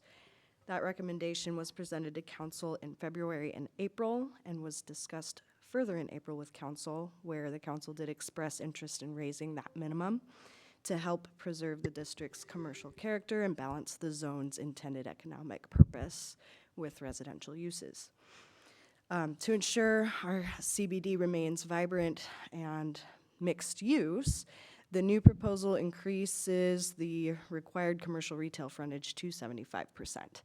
This threshold strikes a balance. It maximizes the retail presence on the first floor, which is essential for a dynamic downtown, while allowing limited residential use as well. Having residents in the CBD does contribute to a lively, safe atmosphere day and night, and makes the area way more attractive to visitors, businesses, and locals alike. Residential use alongside commercial spaces fosters a 24-hour community presence, encouraging a safe and welcoming environment outside of business hours. Overly strict commercial requirements could lead to a less active business-only atmosphere at the pedestrian level that may feel unwelcoming after hours. By retaining the residential options, we align with the comprehensive plan's vision of an accessible, inviting downtown that serves both residents and visitors. Setting the requirement at 75% minimizes the risk of creating nonconformances, which would burden property owners with more restrictive conditional use permitting requirements for remodels or expansions. This approach supports incremental improvements and the healthy evolution of our downtown, reducing regulatory obstacles for owners who want to invest in and adapt their properties. So after reviewing the council's feedback, the Planning Commission did discuss the revised 75% commercial requirement in September. They agreed that this new limit represents positive progress from the current code, which has no specific minimum and allows for a balanced mix where smaller buildings maintain residential uses above the ground floor and larger buildings can include residential spaces at the rear. The commission did unanimously recommend that the council approve the amended ordinance, so I am requesting after public hearing tonight that the council take action and move to accept the Planning Commission's recommendation to approve ordinance 2067-24. Thank you. We are now going to open up for public comment regarding this. Is there anyone in the chamber who wants to make public comment regarding the amendments to the Sedro-Woolley Municipal Code 1724010, the minimum CBD commercial retail floor area, ordinance 206724? Okay, seeing none, I will move to online. Is there anybody online who would like to make public comment? Okay, seeing no hands raised, I will turn it back over to the council. And would the council like to ask questions or make comments of Nicole? Councilman Burns? Good. Just wanted to verify, I know I asked this last time, but there are currently no businesses or buildings where people are operating that they would be in violation of this if we passed it today. Is that correct? Not correct. Not correct. Okay. So what, I can think of two, though I can't speak, I can't give you a number specifically of how many. what would trigger this to cause a problem for them? So in the event that you have residential space at the rear of a building that would go beyond the 25% allowance, say they would like to do an expansion of anything on their building, because their building is technically now a non-conforming use, having adopted this new regulation, they would have to undergo a conditional use permitting process, which does require hearing examiner approval. Those permits can be upwards of $3,000 to get. It's excessive. So hence why I don't want to go overly regulatory with the residential allowance there. So if they need to put in a hot water heater, fix water damage, any of that stuff, that's not going to stop them from maintaining what they currently So have? repairs and maintenance, typical things like that, you know, we have some lenience on what we can allow without doing conditional use permit. That's just kind of an administrative determination on that sort of thing. But any substantial improvements. Okay, I just didn't want to harm someone who's already beaten us to the punch, so to speak. So, thank you. Yeah. Okay. Councilman Henderson? Thank you very much for taking this back to the Planning Commission and representing it. We appreciate all the hard work you guys have been doing on it. Now, reading through this, where would the parking regulations, if any, be for this? The only thing I see is parking lots serving any use down here that they have to be behind. So there's, Planning Commission has parking regulations for residential in the works right now. I know that's gonna be coming down the pipeline soon. But is there any rider on here about parking regulations that got added or subtracted? So we did not touch parking regulations during this code update. So yes, so the central business district, how the parking is codified now is for new construction. You are required to provide the parking for the commercial space. There's kind of a tiered approach to it. I think it's maybe 4,000 square feet or less commercial space. You don't have to provide any residential parking, only parking for the commercial space. And then if you have a building larger than that, and there's a cap for, or there's a minimum for the number of residential units too. I can't recall off the top of my head, but then you have to provide the commercial space parking as well as a reduced residential parking. So for new construction, you would have to provide the parking at the rear of the building.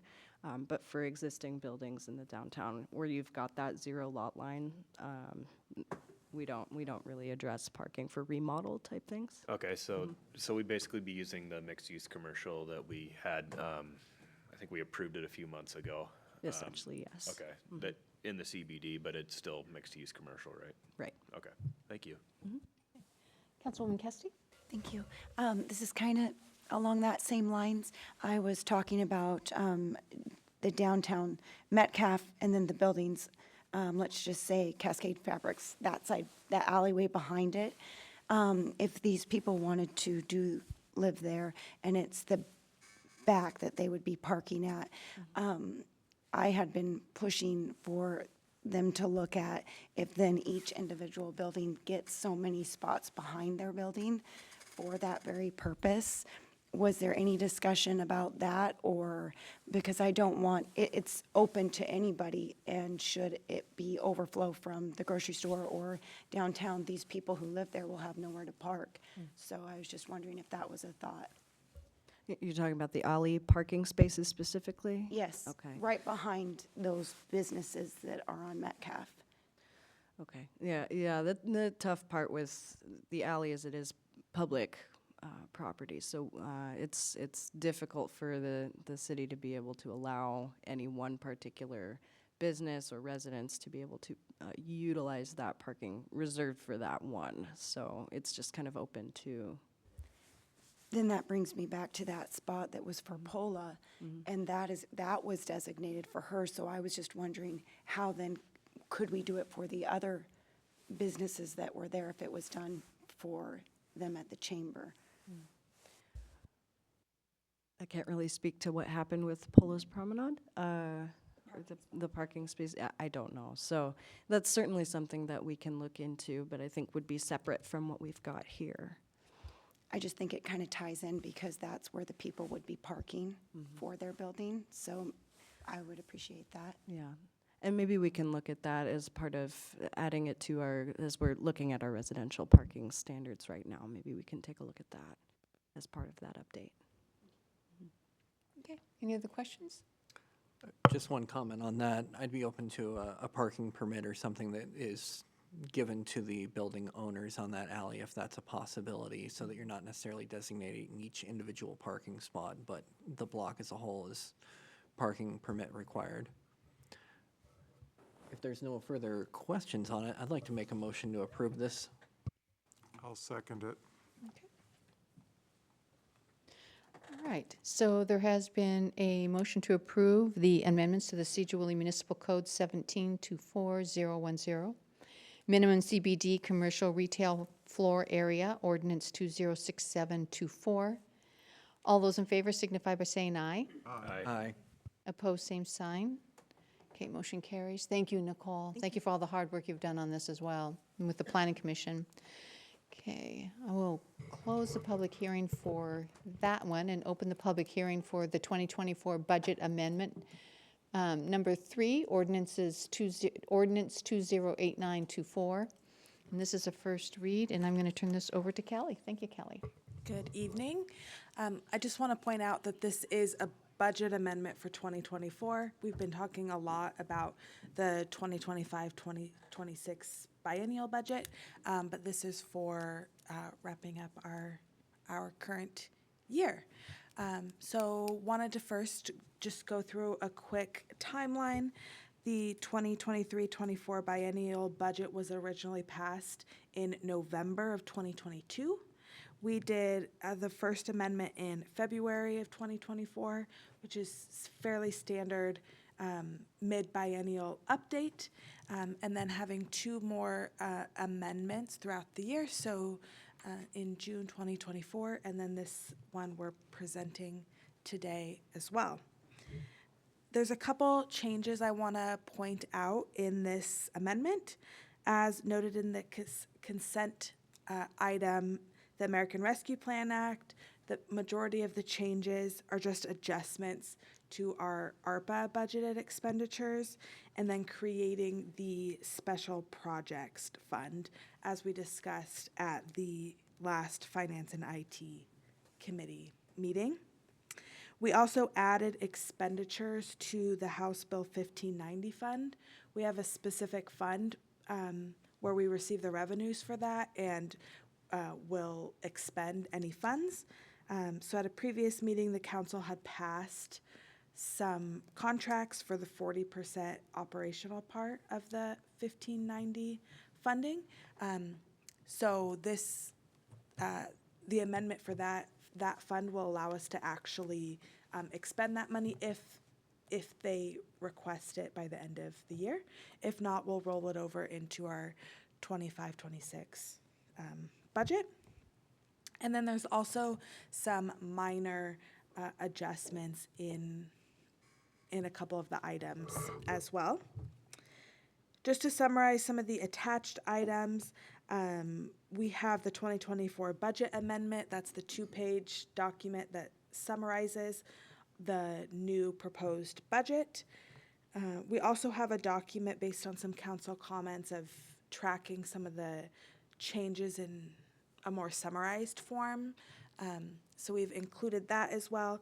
And then we've included the large detailed 100-page document as well, with all the details of the proposed changes. And that's all that I have for you today. Okay, thank you.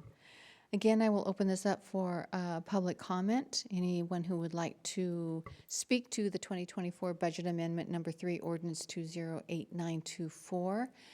Please keep it to 3 minutes and provide your name and how you're associated with the city of Sedro-Woolley. Is there anybody within the chamber who would like to do that? Okay, seeing none, I will open it up to people online. Is there anybody online? Please raise your hand. Woody will unmute you to speak. Okay, seeing none, I will then close that public comment to the public and turn it over to the council to provide any questions or comments to Kelly. Is there anyone who has any questions or comments for Kelly? Yes. So the ARPA money going to the Special Projects Fund, can you walk me through what we're because we have to allocate that money before we hit our, and that's going to the Parks Fund, right? So we received the one-time federal money, and it's been in a designated ARPA fund for tracking purposes, and we have a ARPA allocation plan, so we can be very strategic about how we spend that funding. But we do have to have it, what's the word it's used? We do have to have it obligated by the end of this year. And the federal government came out with a new definition of obligation that isn't just in a plan. So previously, and like most other jurisdictions, we had an ARPA plan and initially thought that that was sufficient for obligating our funds, but the federal government has come out and said just having a plan is not enough, that you need to have a contract in place. So some of our funding, we do have contracts in place, including the Community Development Grant Program. So, if we extended any of them past the end of this year, those are still in contract. We have contracts for those. So those are done. Some of the other things that we have planned to use ARPA for, the big one is Olmsted Park. We may not necessarily have all the contracts in place for using that funding for that project. So we can transition our ARPA plan, which the council already approved in the consent agenda, to pay for general fund salaries. And then there'll be an excess of local money in the general fund that will transition over to a special projects fund and have a similar allocation plan for that special projects fund. And the largest portion of the special projects fund will go to Olmsted Park and I think some street projects as well. And there's some other items in there as well. But we do need to set up, this budget amendment includes making all those changes as well. Thank you, Kelly. Okay, Councilman Burns? On page 215, under the insurance, the $70,000, looks like nothing was originally allocated. Do you remember what that one was for? We just missed it. Okay. All right. Thank you. Yes.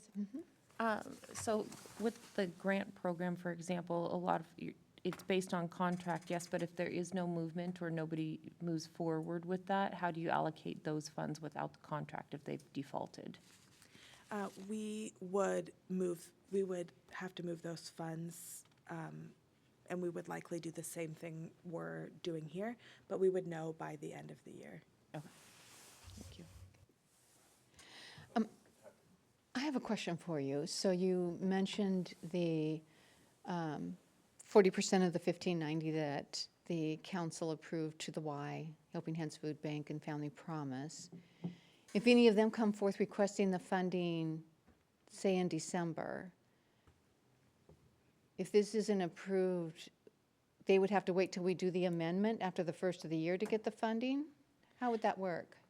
Yeah, and we'll go over part of my answer in when we talk about the 2025-26, but the council approves expenditures by fund.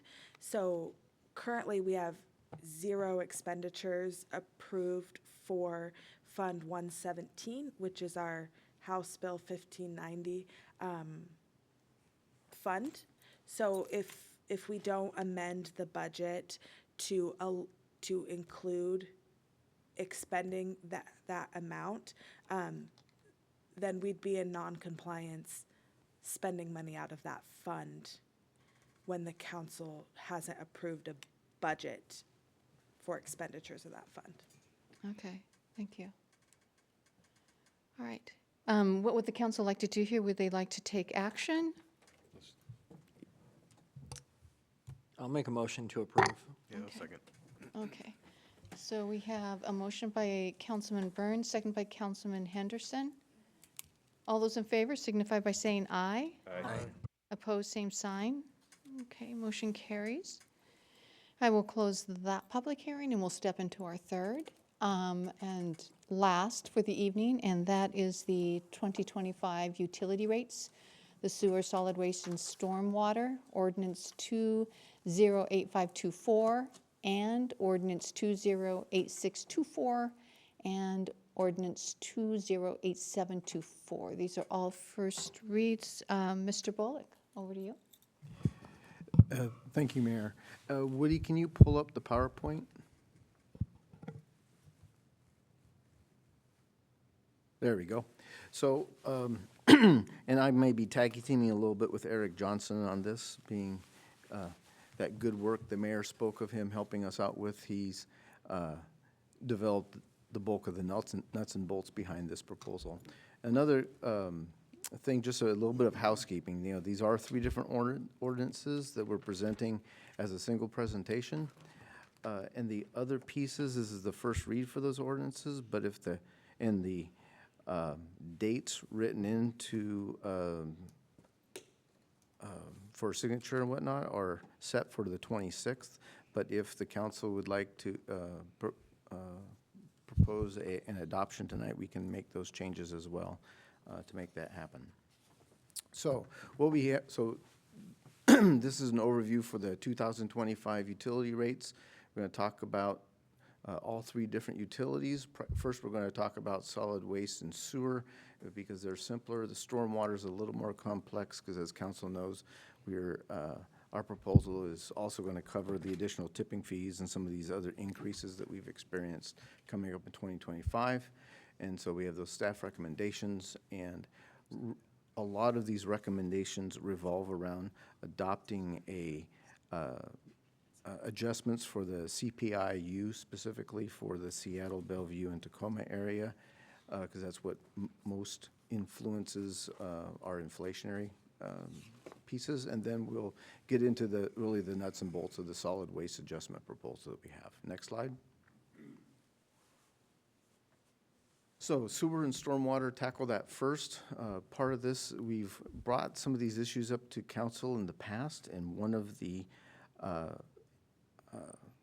pieces with what we've typically done is do a rate analysis to inform us on what the appropriate adjustment should be. And part of what council had said is that for instance, we're doing our stormwater element of the comprehensive plan, and as part of that is a rate fee analysis as well that will inform us what 2026 possibly should be.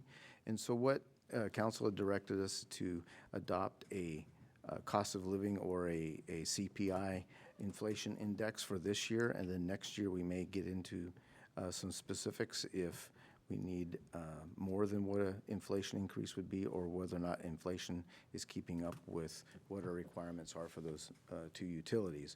So this year, going from an August to August timeframe on the Seattle, Tacoma, Bellevue CPI-U is a 3.1% increase, would be both for the sewer and stormwater. And then the thing we're proposing is to establish this CPI as a standard annual adjustment so that we wouldn't necessarily have to bring a standard CPI adjustment back to council every year.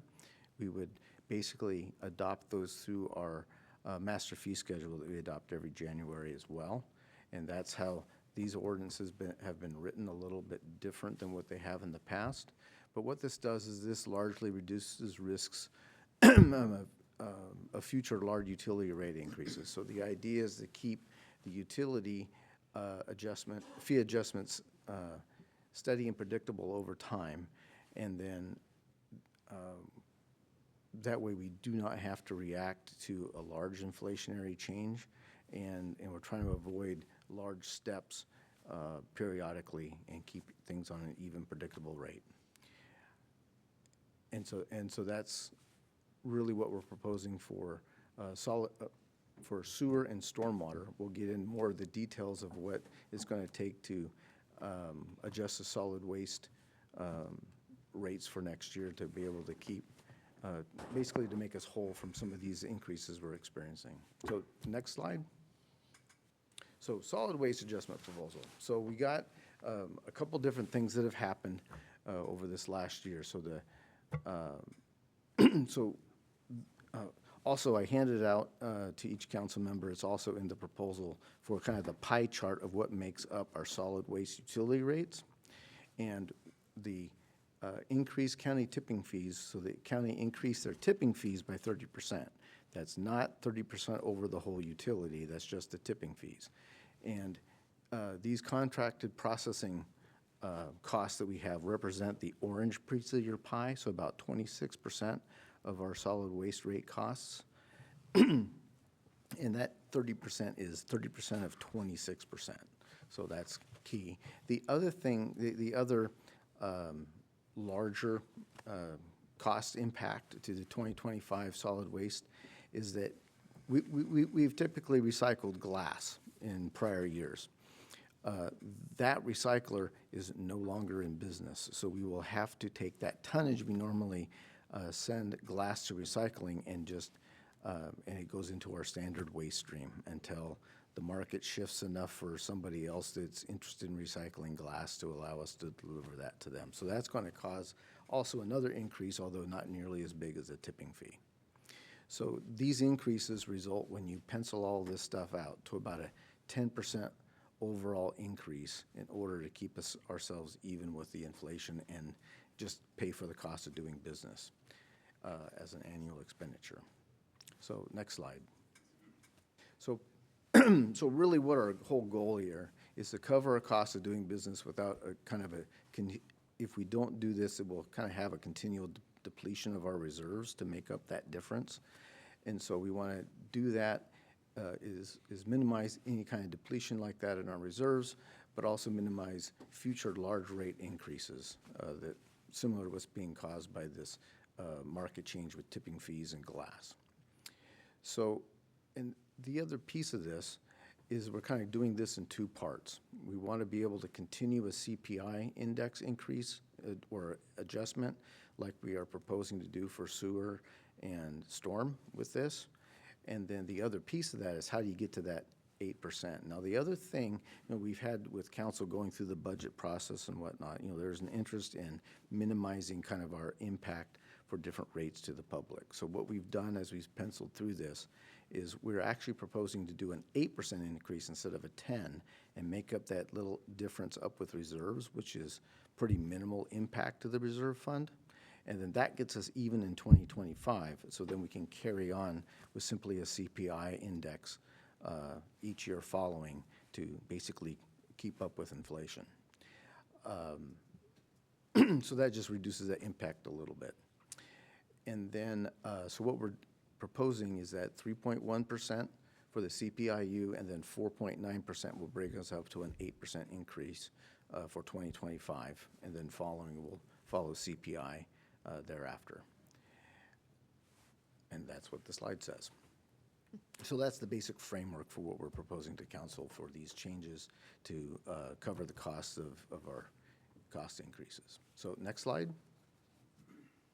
So part of the other thing as we talked to council earlier this summer, was what frequency should we be doing rate studies for our different utilities? They cost between $20,000 and $30,000 a year, depending on the study and how involved it is. And so that is a pretty substantial expense, actually. So by adopting a strategy to adjust the sewer rates by the cost, well, I always want to say cost of living index. That's not what I'm trying to say. The CPI index, so our utilities keep up with the inflationary rate. We can actually probably go to a model where we do a rate study every 3 to 5 years, which is far less frequent, and that will also benefit the utility. So less frequency would translate to less overall costs in hiring a consultant to do rate studies at the frequency we've done in the past. So that's a piece of that goal too. And I believe that's probably my last slide. So next slide. Yeah, so now I'm available to answer any questions you might have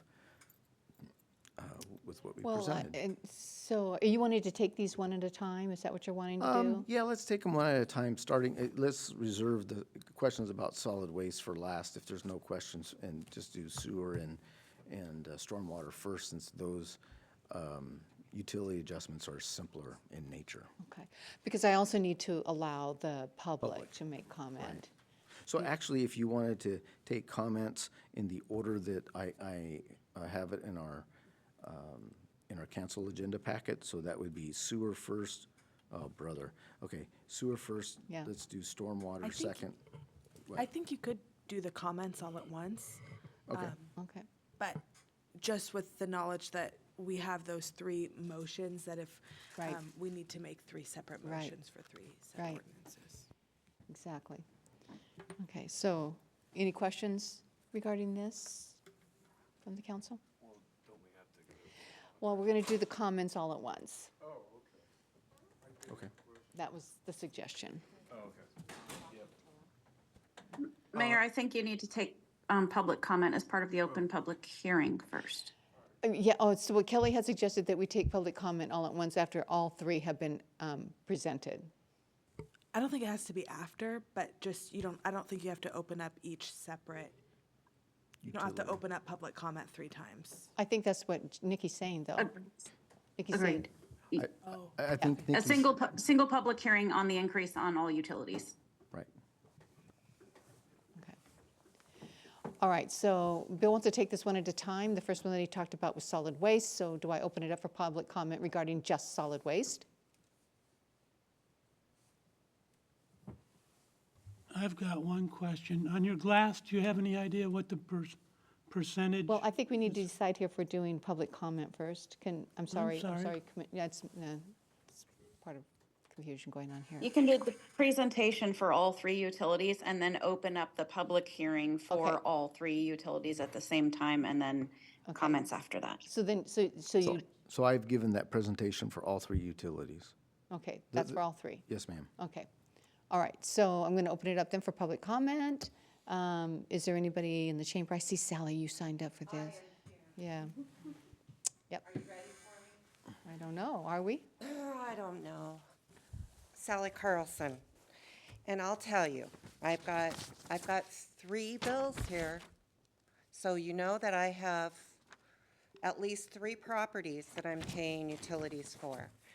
And you're talking about raising the rates another 8% for next year.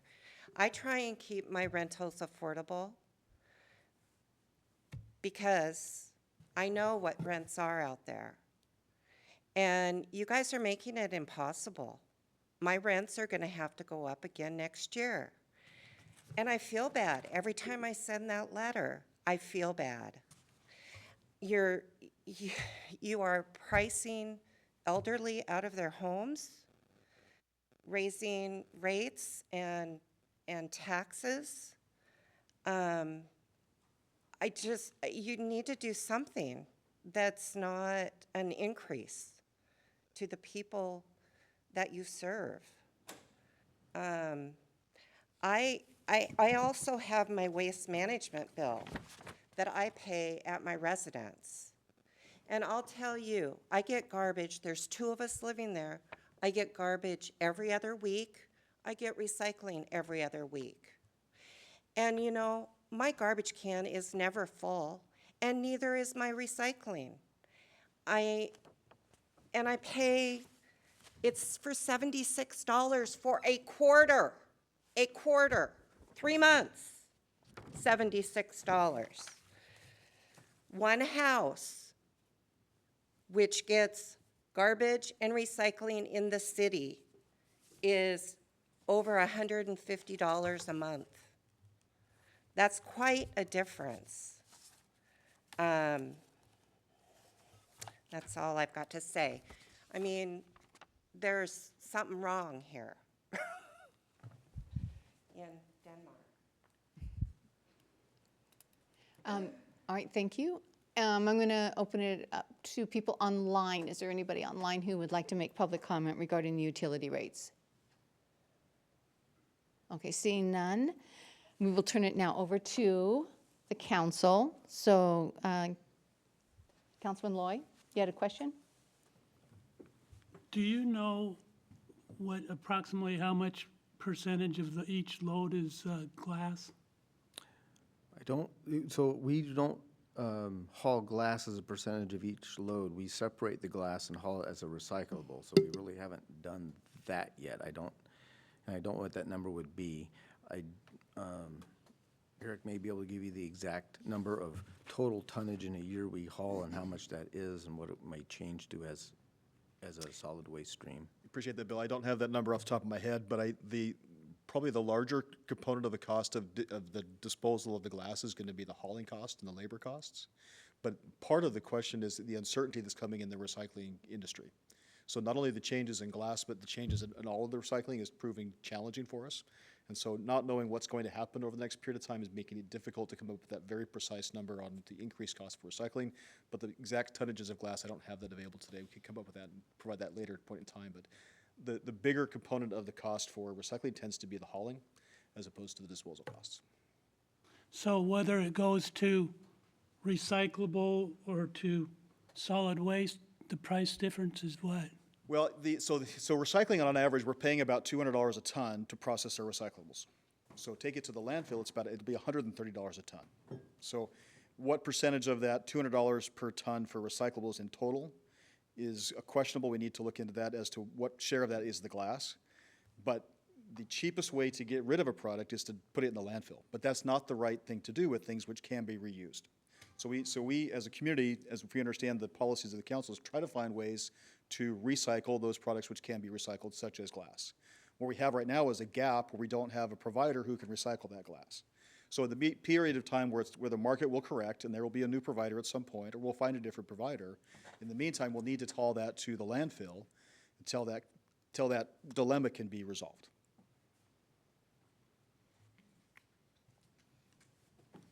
Okay, anyone else? Go ahead. Thank you very much. I have two thoughts tonight. And one is, we knew that this was going to be coming up, and I would just like to say to the city staff and to the fellow council members that we did not raise the 1% tax because we knew that we could cut things in the budget to do that. And I'm proud of us for making those sacrifices. But when it comes to things like this, with the garbage, it's out of our hands. These fees, we are being charged, so we're trying to provide good service while it's being imposed on us. My second thought to that is, I would love to see constituents come out and say, because it is cheaper to throw it away, with the feel good that you get from putting it in the recycle, well, maybe we want to look at just not having recycle until the market changes and we dump it to the landfill. I would love for people to come and tell us how they feel about that. Either feel good and pay more or dump it and pay less. So I encourage people to come out and tell us how they feel about that, because maybe that could be a way for us to save. Okay, Councilman Koch? Yes, I don't remember where in the background information it was about the concept that was also brought up in public comment of changing operations, because we have limited staff. Inflation's always killing us, especially with equipment, of the every other week collection, and then considering and I don't know how popular this would be, the larger totes that then would, it seems to me that would save money in operations, and that's a good way to lower costs, right? Yes, if I might speak to that. So we discussed that at the last Public Works Committee meeting in October.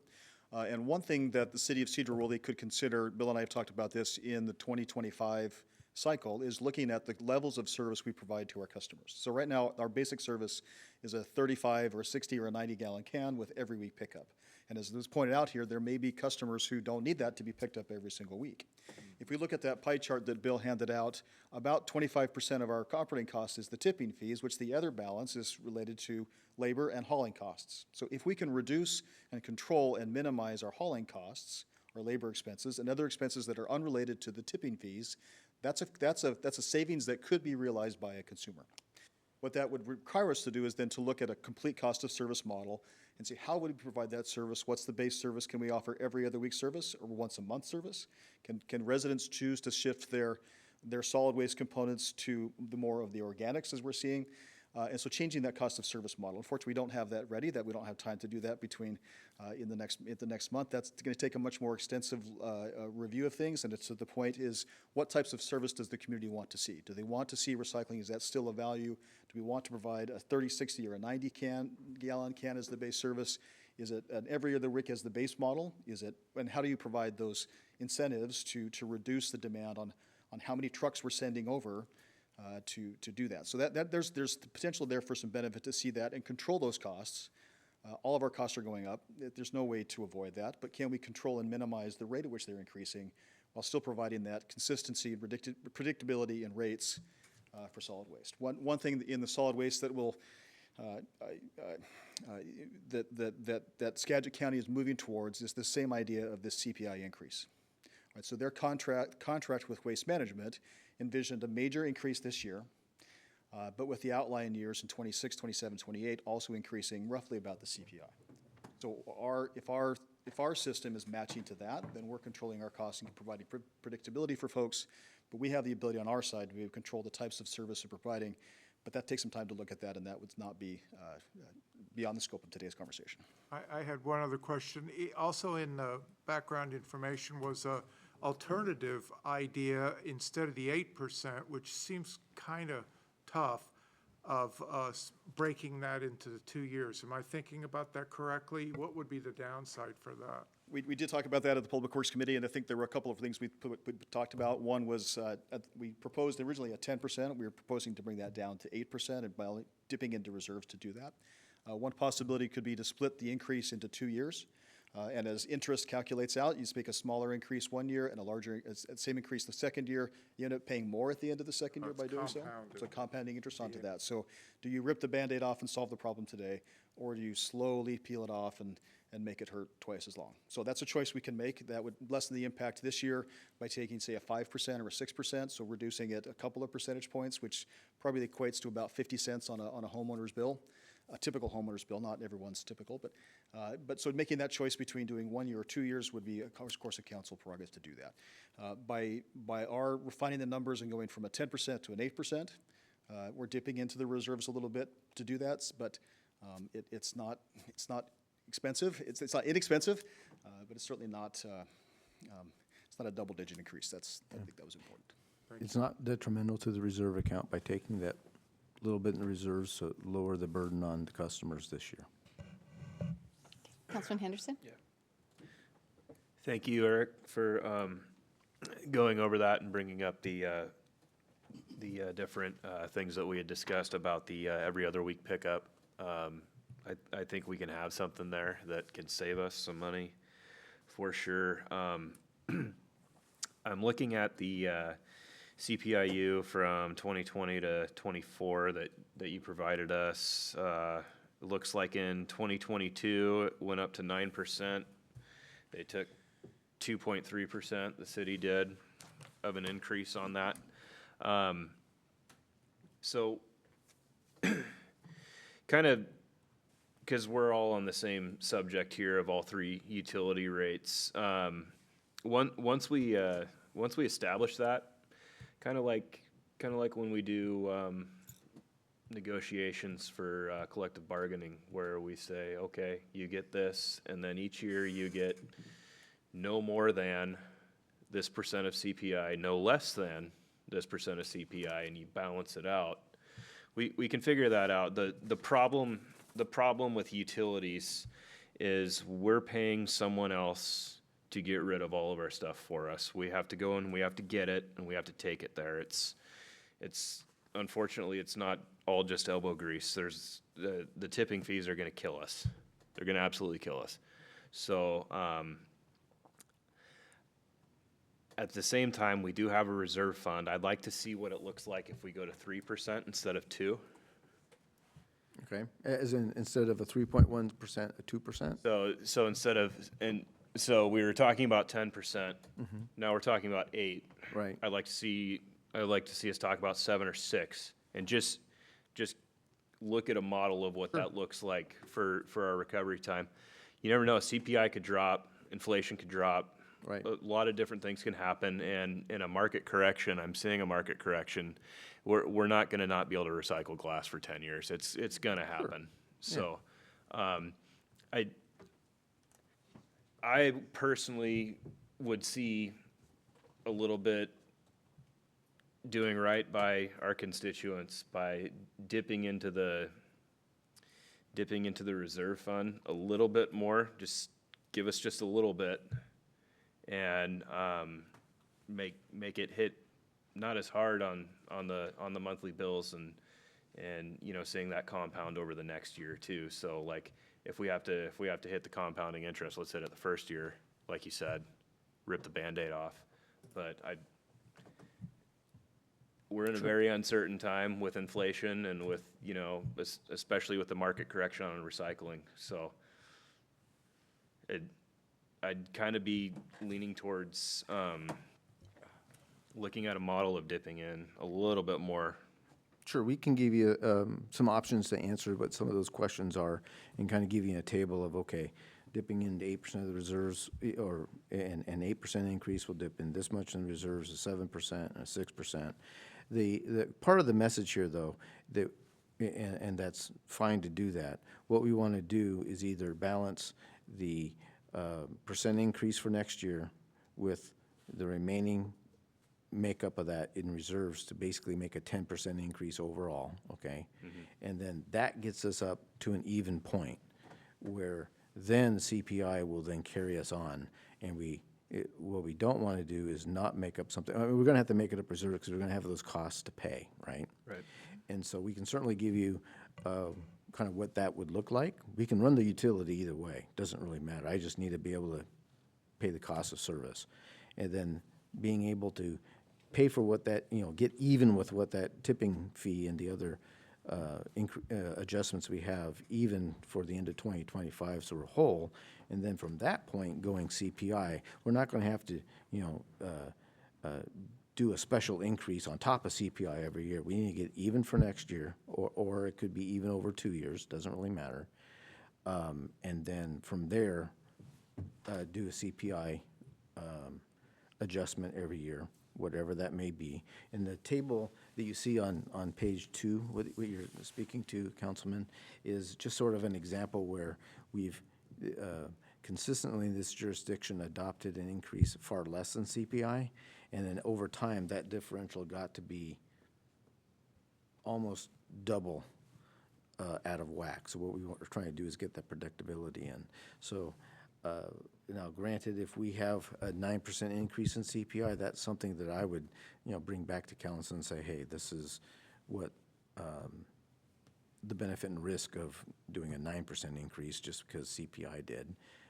And again, that may be another point where it's a good decision to dip into reserves again to make up that cost, and then. And as you can see from that table, CPI came back down to something that was more normal, right? And so that's part of what those reserves for that we build up, is to act as a buffer to even out some of those peaks that really get hard to handle for our customers, right? Right. But certainly we don't want to do that year after year, because then we do into low. So that's part of what that's for. I can certainly bring something like that back for the second read, and then even give the council some more options to choose the option that we think is best to move forward with, and we can certainly do that. None of it's insurmountable. None of it will really affect how we can run the utility or capability to run the utility. It's just gives us different models for how we pay for the cost of doing business. Right, I agree. Thanks, Bill. I know that the utility has to pay for itself. Most certainly. So we're looking for sustainability. And I think we're onto something there to make it hurt a little bit less. for Sure, and there's everybody. multiple ways to get there, you're correct, and we can bring some of those. We simply brought you the best that Eric and I have developed over the last month and a half or so that we can recommend, that align to what we presented to you in Public Works Committee in September. Okay, thank you. You'd want to make a motion over that. You'd want to make a motion over that to make sure that the rest of the council wants to see that happen. Okay. Okay, Councilman Cox? Yeah, I just to be clear, I think I know the answer, but even if we, for future years, we're not necessarily locked into CPI. That's just a goal. It would come back to council each year, and because depending on the local circumstances, we could be different than, it could be better or worse here. And I'll try to answer that, then Eric can chime in as well, because we'll give you a more complete answer that way. These ordinances right now are proposing a little bit of a paradigm shift to the way this city has adopted them before. And what this is trying to do is establish the CPI as an annual adjustment that we do, that you'll see as part of adopting the master fee schedule, but that way likely the finance department will investigate that CPI, and then our rates, the new proposed rates would change per that CPI. Now, that also doesn't mean that if for some reason we have something else to consider, we cannot bring it back to, it doesn't take it out of the council's hands, but it makes it so we're not necessarily bringing back a new proposal every single year with the CPI. We can certainly do that model if we'd like, but that's what we're proposing, just based on some of the different efficiencies other cities have with their policies. But I'll let Eric kind of continue to help clarify that. Didn't want to cut you off before you. It sounds more like, almost like a planning tool, so you have some, you're staying with the costs through the years. Very much so. So part of the what we would recommend as best practice for the utilities is making sure we're staying ahead of the curve.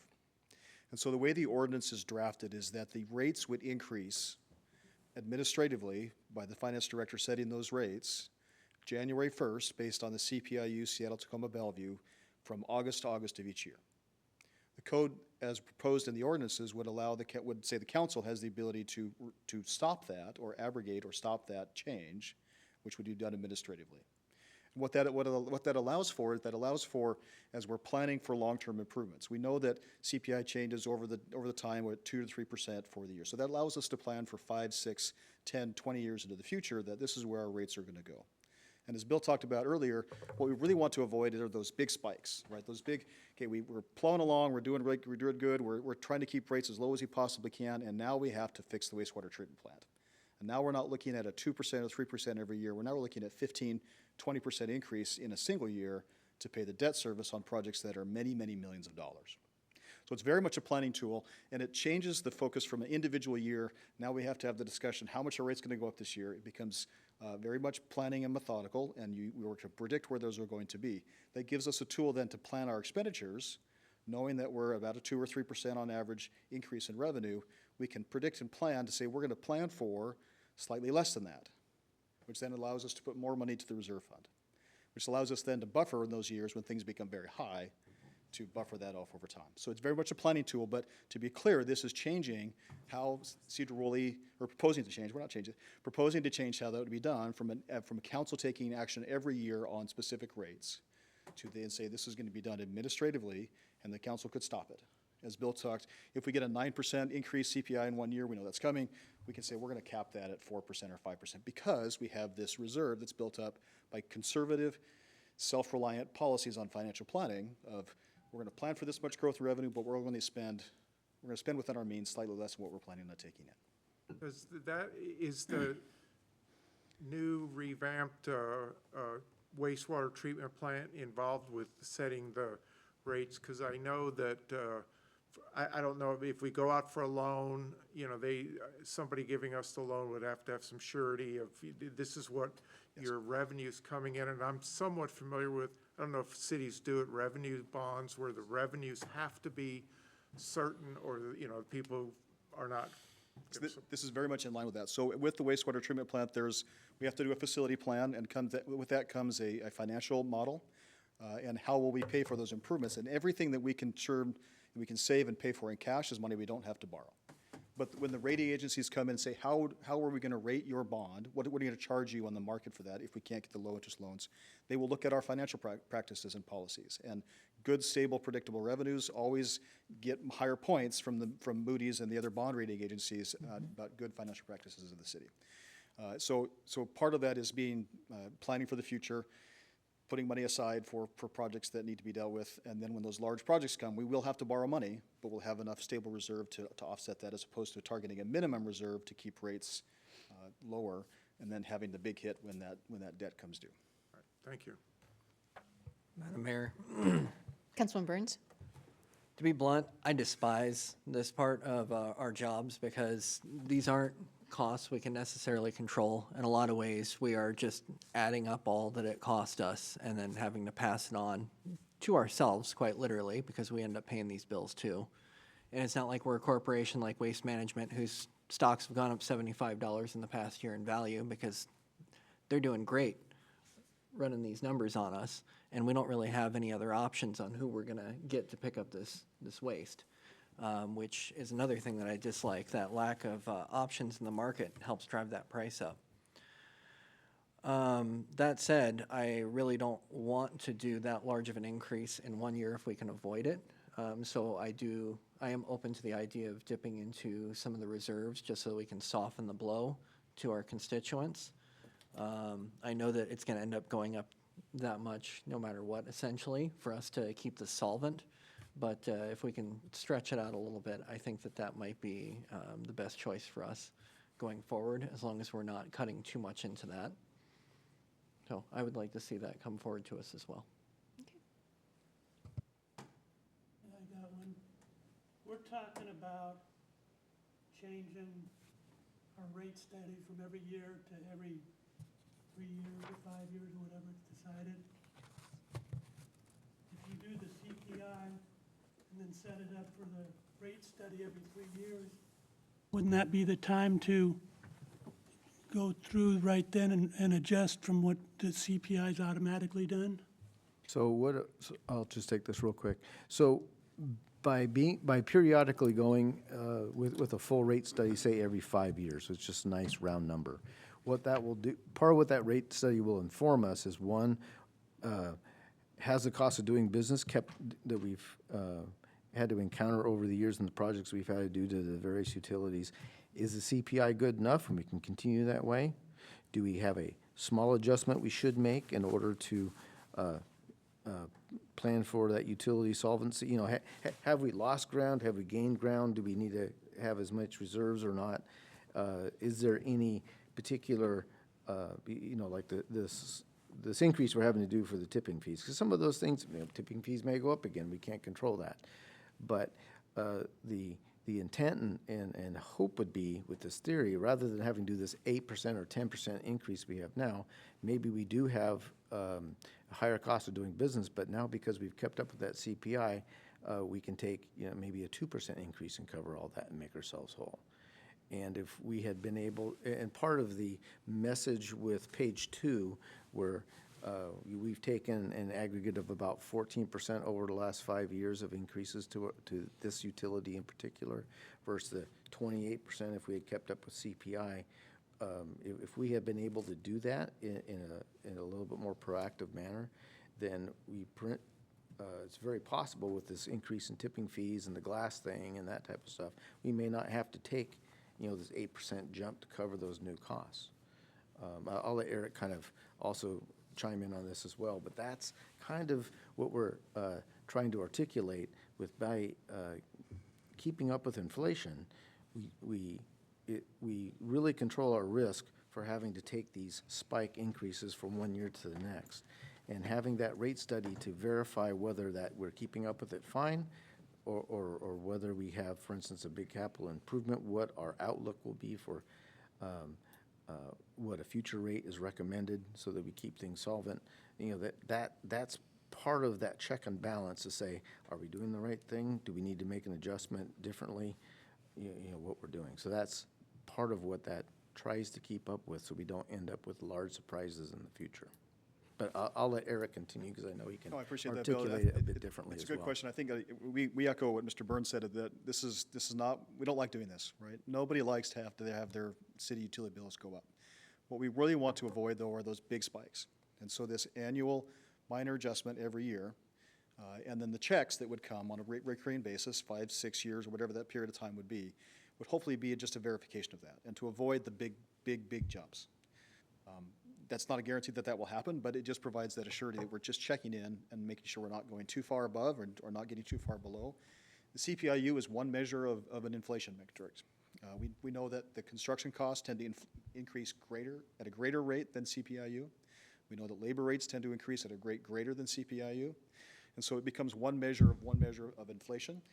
It's not the perfect measure, but it is a measure to use to avoid those, hopefully, double-digit increases that cities sometimes see when they see large capital projects that come to bear, or influences outside of our control, such as we saw from Skagit County. So I would think you just want to be careful that you don't go too far in distance to check on how things are going, so. Yep. To me, 3 years would be better than 5 years. And that's certainly a decision we can make when that comes up. As the 3-year comes up, you know, there's some basic level checks like we've done, you know, just in-house to do all this. Is our CPI catching up?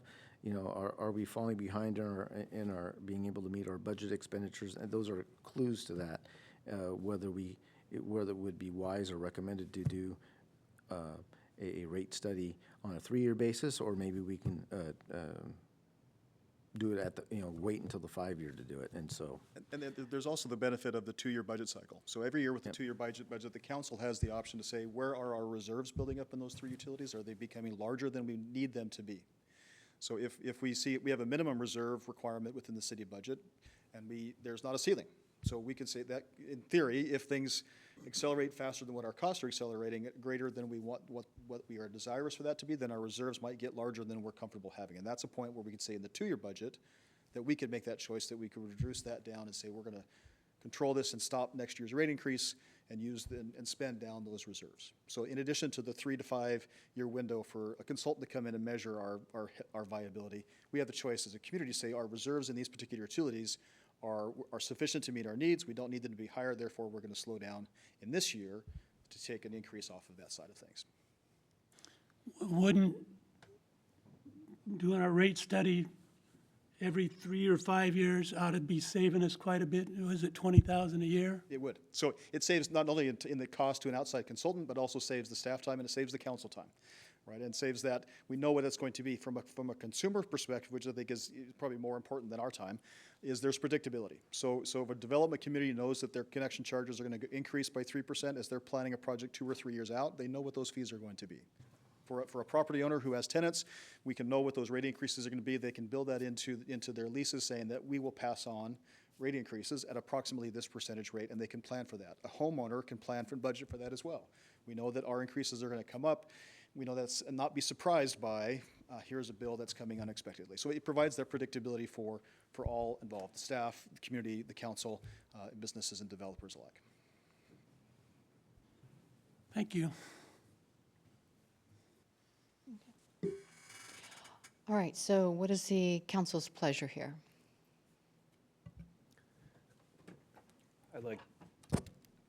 Bill, I'd like you guys to come back with a model of what that's going to look like. Going, like we were talking about, going deeper into the reserves a little bit and making that less of an impact. Sure. And I'd like a little bit more info on that, and we can go through and try and figure out how to best move forward Yes, sir. So if I can kind of suggest some different options. If the council agrees with increasing by the CPIU for the stormwater and the sewer utility, you could certainly make that motion to pass those two ordinances tonight, and we'll bring back the different options for the solid waste as you requested, and I think that's very easily doable. And then we can make a decision on the second read, or we can just, we'll bring you back the different options for solid waste on the 26th, and we can also adopt all three ordinances at that time during the second read if that's the pleasure of the council. I thought that with the stormwater that we were having our consultant take a look at that for our comp plan. Correct. I wasn't aware that. So are we wanting to are you wanting to adjust that before we get that done? Yeah, so if you recall in September, I believe it was, we were bringing forth a proposal to do a rate study for the stormwater system. And because that is what basically Mark had set up as I took over and I was carrying that forward.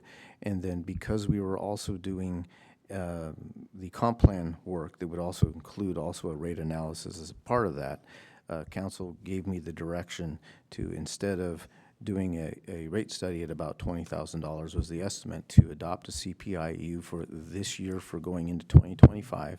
And then at the conclusion of the work for the comp plan in 2025, that will inform us what we'll do in 2026. So with the way this ordinance is written, sorry, am I feedbacking? That what we would do is we're setting up a standard to administratively adjust by the CPI from 2025 forward. And then based on that rate study we'll do in 2025 as part of the comp plan, that will inform, because that will also develop any plans for any particular new capital facilities, because we haven't done a stormwater plan since 1997, right? Right. And so if we have, say, a new pump station, I don't believe we will, but say that comes out, okay, then the rate study may say we need to take CPI plus a 1% or whatever it is to pay for that. But that piece of that rate study, that financial analysis that comes with developing the element of the comp plan will inform us of whether or not we're continuing to take the CPI as adequate, or whether we need to build up some reserves to pay for a future capital improvement for, say, stormwater, because that's what we're talking about in my example. Say we need to do something in 5 years as part of meeting our new stormwater flow to account for growth and other things we have. And then they would come back with that. If there's any recommendation to increase a rate to plan for a future capital improvement over what CPI was, that's what that will do. So then we would come back like we are now with solid waste. Otherwise, they may very well come back with a recommendation, which will do an informational thing to council that CPI is keeping us even, like we're predicting it will, and then we carry on with that.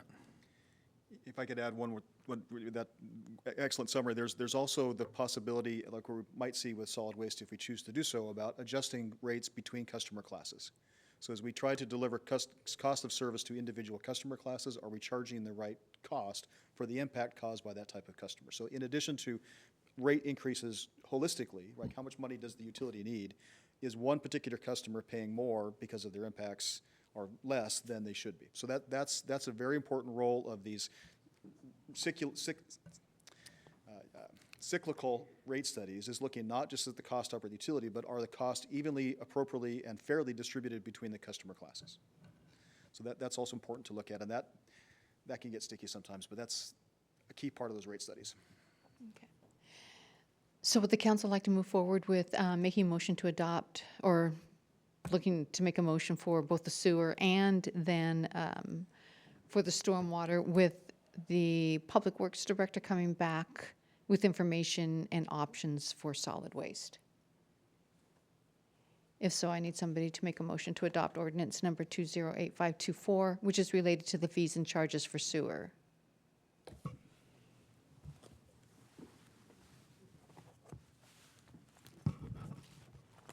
Madam Mayor, I'll make that motion. Is there a second? I'll second it. Okay. So we have a motion by Councilman Burns, second by Councilman Cock to adopt ordinance number 208524, which is related to the fees and charges for sewer. All those in favor signify by saying aye. Discussion. Do we get a discussion after the motion in the second? Do you want to continue discussing the sewer? I had one more question Regarding the sewer? regarding sanitary, sewer, and stormwater, if I could. Okay. So what is CPI for right now this year 3.1%? Yes, sir.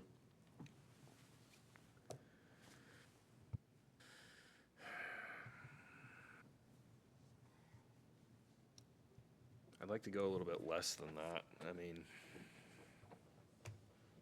Well, if we're going for the full ask for that CPI, then, I mean, I'd like to go a little bit less than that. Okay, well, the motion on the table right now. I know, Let's do it. Yeah. I'm aware what the motion is, So- but I'm just expressing that looking at what CPI is, and we're going for the full CPI for this year. Which that just caught my attention as I was scrolling down. What if we go for 2.5% of what CPI is? What if we go for just a little bit less? So part of that is, again, page 2, if I can direct you to that. That's what this town has traditionally done over the past several years. And the consequence of that is that you end up, the cost recovery for utility falls behind what inflation has become. And so that's part of what we're trying to avoid. Now, you certainly could do something like that, but similar to what we're talking about in or discussion with solid waste, is then you'd have to make up any of that shortfall with your reserves. And so the different funds with the different reserves have different capacities to do that in any one given year. But again, then that's where in 5 years when you do a rate study, because you've fallen behind a little bit every time, now you're going to have a rate study recommending that you take a bigger jump in a single year in order to become solvent again. So it's just a decision. It's not insurmountable either way, but that's the consequence that we got to articulate, that how much of that piece of reserves are we going to take out to make up for not having adequate revenue to cover what those utility expenses for any given year. Okay, well, so if CPI is at 3.1, and that's what it's at, then I'm okay with it. Mayor, if I may add something? Yes. I think especially with the sewer, it's worth noting that we do have the sewer upgrade coming up in the next 5 to 10 years. 5 to 10 years. So Yes. that reserve is even more crucial Imperative.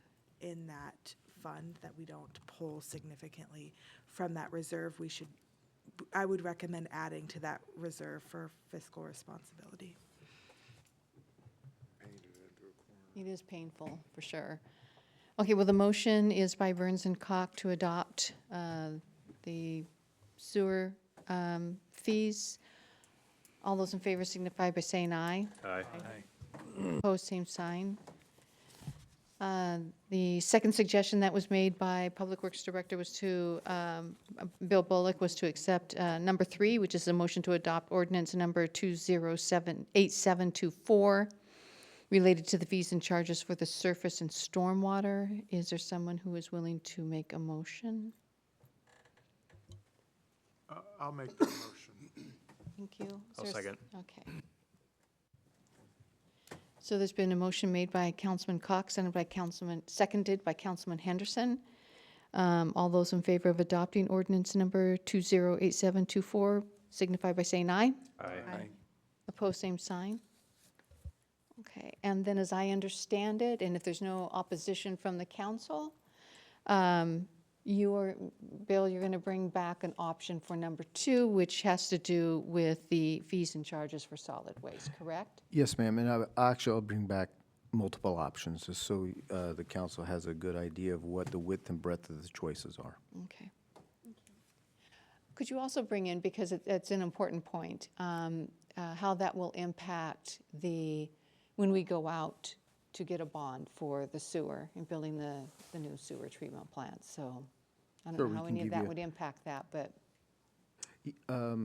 Basically, yeah, we can give you, I'll say conceptual risks and benefits to that, because, I mean, it's hard to exactly tie into that until you actually go out for a bond, but but there certainly is good rules of thumb and wisdom of what to do and not to do and what the consequences may or may not be. Right. Like I said, many of these answers really aren't necessarily right or wrong. It's just a matter of managing risk and capability in the future. all right. Thank you very much. That was good discussion, council. Thank you. Did somebody adjust the heat? The building is battling us, so we keep turning it back up, and the building wants to turn it down. So we'll just keep doing that all night. I mean, oh my gosh, my fingers and toes. Okay, moving on to unfinished, well, I need to close public hearing. So I'm going to close that public hearing for utility rates. So 3 public hearings we completed. Now moving on to unfinished business. We have 4 items that we are looking at, and the first is repealing the Sedro-Woolley Municipal Code, Chapter 2.41, which is the Salary Commission. This is ordinance 208824. It's a first read, and Nikki, I believe you're going to lead us through this. Sure. So this is pretty self-explanatory. Ordinance 2088-24 was requested by the City Council at their last meeting. And so I've drafted an ordinance repealing Chapter 2.41 of the Sedro-Woolley Municipal Code, the Salary Commission Code. It is in front of you for discussion. As you are aware, the law allows for 2 different kinds of approval processes for salaries of elected officials. One is an independent salary commission, and the other is to set the salaries by ordinance. Any salaries set by ordinance cannot take effect during the term of the current elected officials. And that's kind of the quick version of this particular ordinance. I'll leave it to you to discuss. Okay.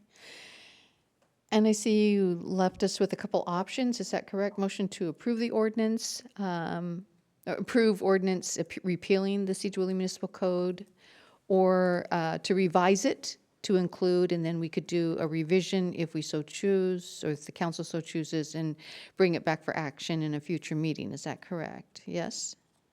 That's correct. Whatever the council's pleasure is on this, we are open to hearing that. Okay. All right. So, any questions for Nikki? More comment than question. Go ahead. So I voted for the Salary Commission in large part because my predecessor was trying to raise their salary by a substantial number, and I thought it was inappropriate. And I don't trust public officials to have control of their own salaries, this body or any other. I just don't think it's appropriate. I think there's other means for it. Salary Commission works. If there's revisions that the council wants to do within the confines of the state law, I'm happy to entertain those, but I have zero interest in having control of my salary or leaving it to whoever comes after me, because I just don't see any inherent good in that for any public official.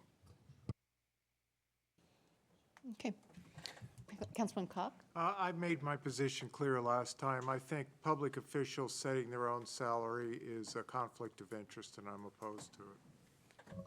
Councilman Henderson? Yep, I'm opposed to public officials setting their own salary. As I abundantly stated before, I watched and discussed as council years ago tried to raise their pay by 80%. It's what inspired me to run for office, because I knew that that is something that I would never do.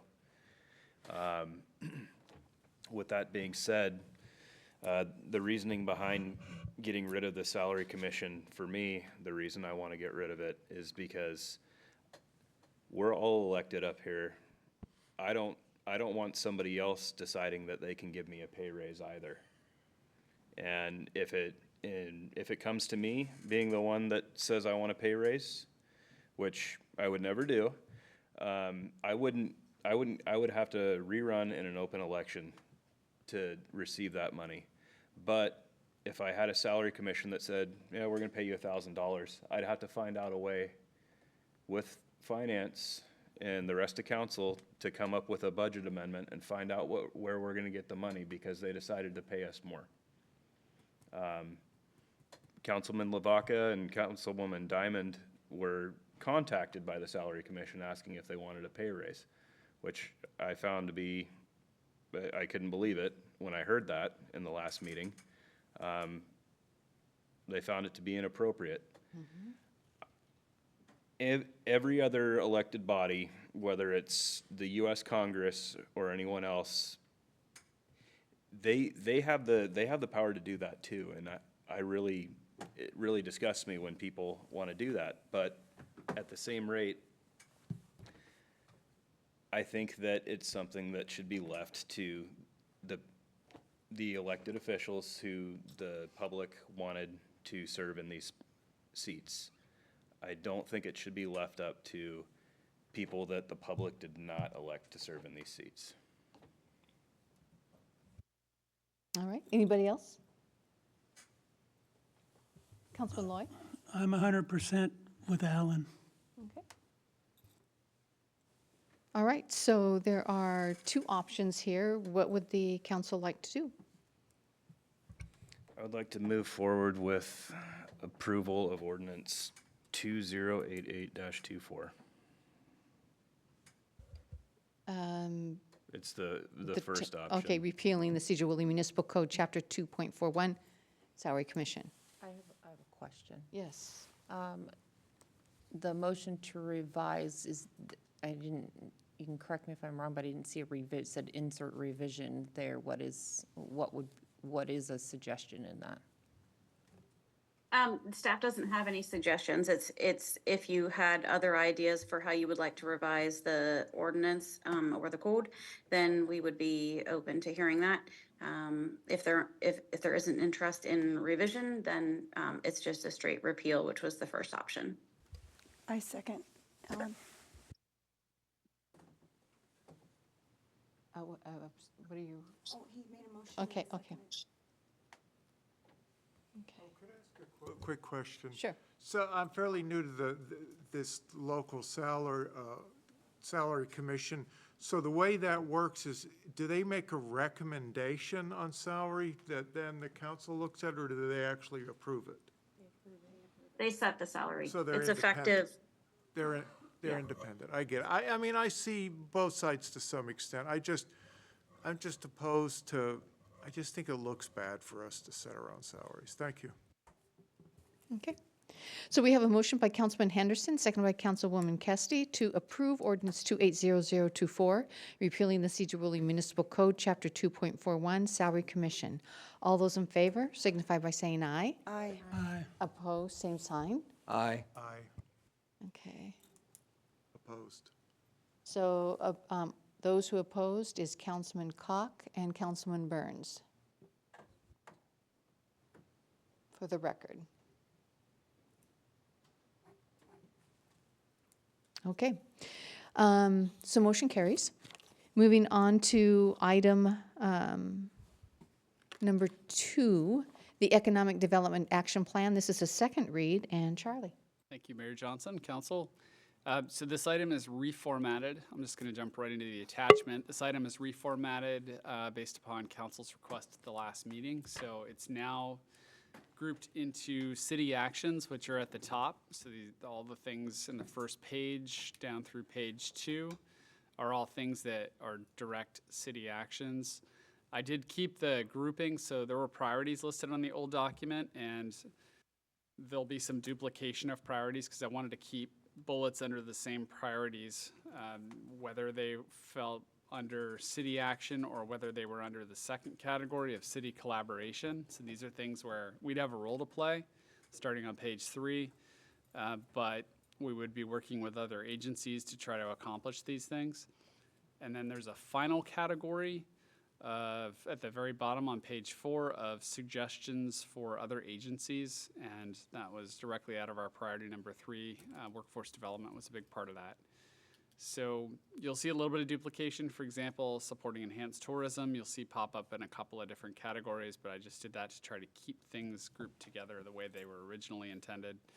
And I had to do a little bit of recoloration of this document and a little bit of recoding, but overall I tried to keep the spirit of what we had previously.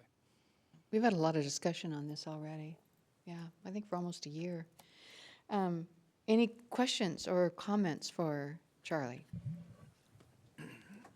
Councilman Henderson? Charlie, thanks for making all those changes. I know this has been a lot of work.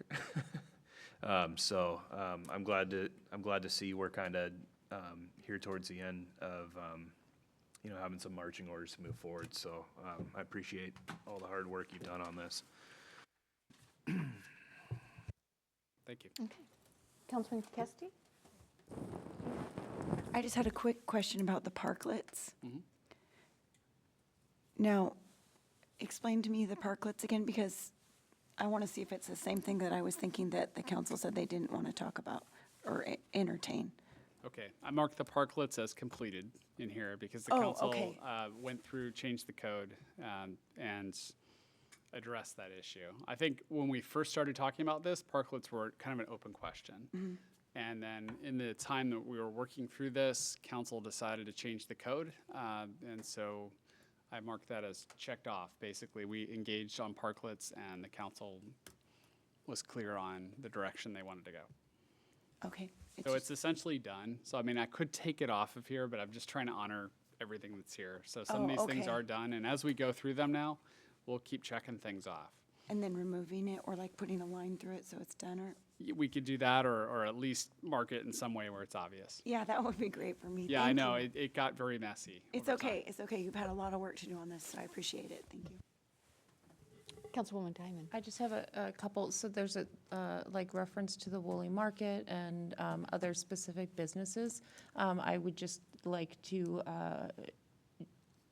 comment on the fact that I've brought it up several times, but there could be some conflict of interests with some people on council in regards to some of the businesses that may be specifically mentioned or buildings. And so I want to make sure that that stuff is not used as something that the city would be committed to in any way and interpreted by the public in that way, because I think it can be misconstrued being used as an example and create a bad situation optically. And so I just wanted, just for the care and concern of the city as a whole and some feedback from some constituents, I think the verbiage or the examples used may need to be changed in a couple situations. Yeah, we could either change those, at the council's direction at this point, if that's where you want to go. But really what's here, this came directly out of organizations we met with, community members. So I've done my best not to change it to this point, but we could certainly make changes at this time if the council would prefer. Councilman Burns? Councilmember Diamond, do you see more than one reference to the Woolley Market or another business? I only found the one on page 1. There was one, the Woolley Market, and then prior, there was a lot of references to Janeke and Janeke businesses specifically. I know that they are a very good company and employ a lot of people here, but I had some other businesses approach me and said that it really, when they looked at our agenda, and through the packet, they said it really made it look like that's where our partnerships lied, and it made it very difficult for them to understand or feel as if there was opportunity for new business in our community. And I definitely don't want to push other people away if they're looking to come into our community to possibly build a business and create an economic foundation somewhere. Yeah, I don't have any problem with removing them. I was going to try to make a motion, so I wanted to see how many I needed to. Yeah, I wouldn't say, I'm not saying to remove anything in specifically, but I'm just saying, in using language in specific businesses or buildings as examples, can lead itself to look as if there is a position in one way or another, when in fact there really is no specific partnership, collaboration, or contract in place. And I just want to make sure that that's clear for people that may be looking at this agenda.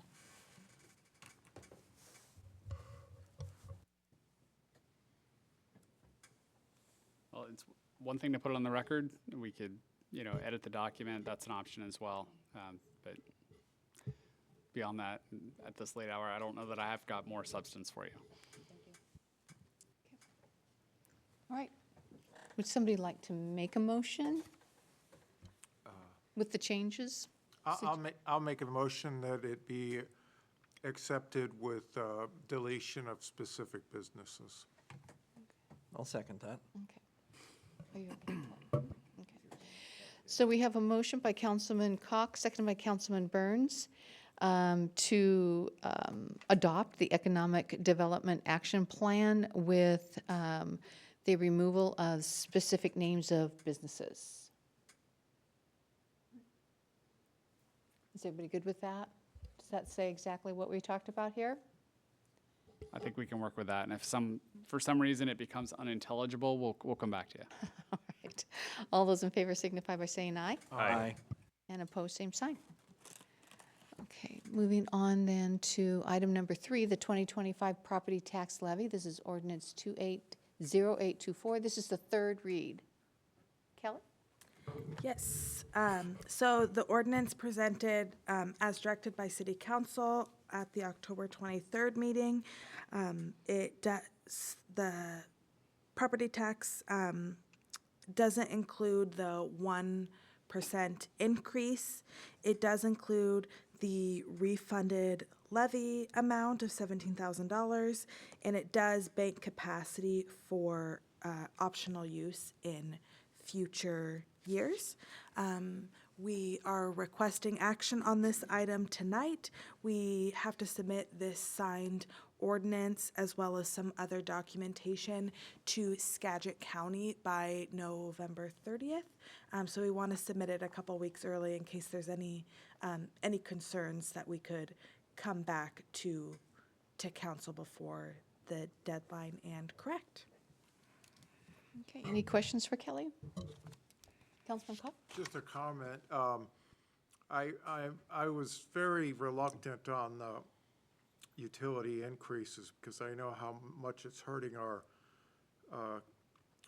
citizens in our city, but I strongly support at least trying to hold off on another property increase. I think that's at least one way we can help our constituents. Thank you.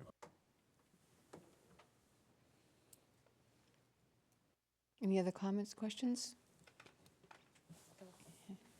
I was just going to say that I think with the changes in the budget and some of the stuff reduced, that we're very much capable as a city to handle taking the 0% with zero banked capacity and trying to save that for our constituents. We have really no choice but to raise utilities just to cover the costs. It's a service, and that's out of our hands. But property tax is, at this point right now, is not out of our hands. And with being fiscally savvy and making some cuts here and there where we might have to from an administrative level, we would be able to save our community and our taxpayers, and hopefully with a shift and reset in inflation and some corrective actions economically, we'll be able to see that shift, and the taxpayers will hopefully be able to benefit from this in the future. Are we really saving them money? I mean, we didn't take the increase. All we're doing is banking. Are we? So when you bank the capacity, you don't collect it in 2025. It just gives us an option to, and not to collect the 2025 amount, but to collect some in 2026. So next year, we don't have to use the bank capacity. We can not take it again, or decide to use the bank capacity and take the 1% next year. It really just, banking the capacity just gives the council options in future years. But it is up to the council in those future years whether that is utilized or not. So it is not collected you'll never get back the 1% that could have been collected in 2025. That'll never be collected again. But it comes from somewhere. Right? I mean, in theory, it comes from somewhere. It comes from our taxpayers at some point. Well, it does, but it goes back to the county if we do not collect it, is that correct? Nope, it just doesn't get collected. So in 2025, it wouldn't get collected. And then in 2026, you could increase property tax by the prior year's 1% basically, and 2026 is 1%. But it would be the exact same amount. You're not collecting 2 years of 2025's 1%, if that kind of makes sense. So it's just available as a future option. It increases the city's financial flexibility in terms of if there was some unforeseen circumstance where the city was really short and was facing having to eliminate a bunch of services, it would provide an option for a future council to have some options when they looked at property tax, and potentially dealing with that. It doesn't start collecting those taxes until a council decides that they want to do that or not. So when does the five-year bank capacity start? Would it start? Would this be your number one if we bank this right now? And then, so say next year, we gotta take it, right? So it was gonna be 47,000 or 48,000 this year about, and then next year is gonna be 90-something thousand, if I remember right. I'd have to go look on last week's. So if we bank it this year and we take a 1% next year, we're just taking that 90,000 next year. We're not collecting the 48,000 this year, and then the year after we could bank it. I don't really see a need for us to bank it because I don't see us increasing property taxes next year. I really don't see a need for it, but So if I could weigh in real quick, this conversation is probably my fault because I'm the one that likes to add that clarifying language in there just for transparency's sake. But I think the reality is that it's automatically banked if you don't take the 1%. As long as you're passing an ordinance that says 0%, I think you're automatically banking the capacity.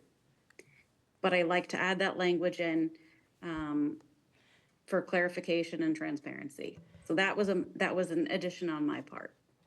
Nikki, I think I asked you to do that because City of Burlington had issues with that in the past, that they didn't note that. And I don't know if it was an issue with the county or with their council as to whether or not to bank it. So we wanted to include it for, like Nikki said, transparency. And again, I would recommend banking it, or, you know, if, as Nikki said, it may automatically be banked just for the option. You know, there's lots of things that can be unexpected, and just giving the council that option in the future. What would the council like to do? Madam Mayor, I'll make a motion to approve ordinance 2080-24. I was going to read the whole thing, but I don't think I have to. 208024? Yes. I'll second that. Okay. So we have a motion by Councilman Burns, seconded by Councilman Cox to approve ordinance 208024. It's an ordinance approving the Sedro-Woolley portion of the property tax at an increase of 0%. All those in favor signify by saying aye. Aye. Opposed, same sign. Okay, motion carries. And then the last item under unfinished business is the 2025-2026 biennium budget, ordinance 208224, and this is a second read. Kelly? Yes. So this is the 2025-26 biennial budget. We've had 3 public hearings on the budget, one at the September 25th meeting, the October 9th, and the October 23rd. Woody, somewhere in there is a PowerPoint presentation if you want to scroll to that. Oh, yeah, there it is. If you go to the second slide. Really, the objective today, this is a second read of the actual budget ordinance, although this is our 4th review of the budget. We're going to go over some notable items, approval at the fund level, what is a balanced budget, and changes, as well as note that the FTE count is included in there as well. So on the next slide, just a reminder that the city passes budgeted expenditures at the fund level, and this is how the ordinance is approved or set up at the fund level. We also present in the ordinance the budgeted revenues just to provide some context against those expenditures. And then for transparency, we break down the fund level data by department, category, and then by individual line items. This is that big detailed 100-page document. But again, the council approves the 2-page ordinance at the fund level.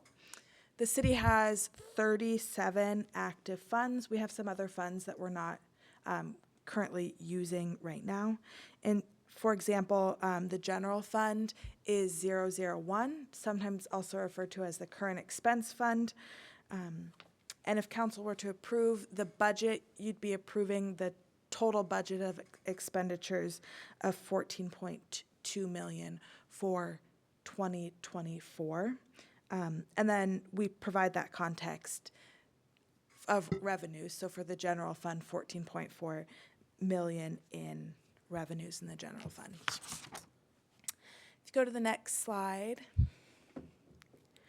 just want to provide a definition of what it means to have a balanced budget. So a balanced budget simply is revenue, that your revenue is equal to or greater than expenses, resulting in no budget deficits. The 2025-2026 biennial budget, as presented, is balanced with the exclusion of some reserves funds and special revenue funds. So we've talked about these in previous meetings, things like the National Opioid Fund, REIT, building maintenance, transportation, impact fees.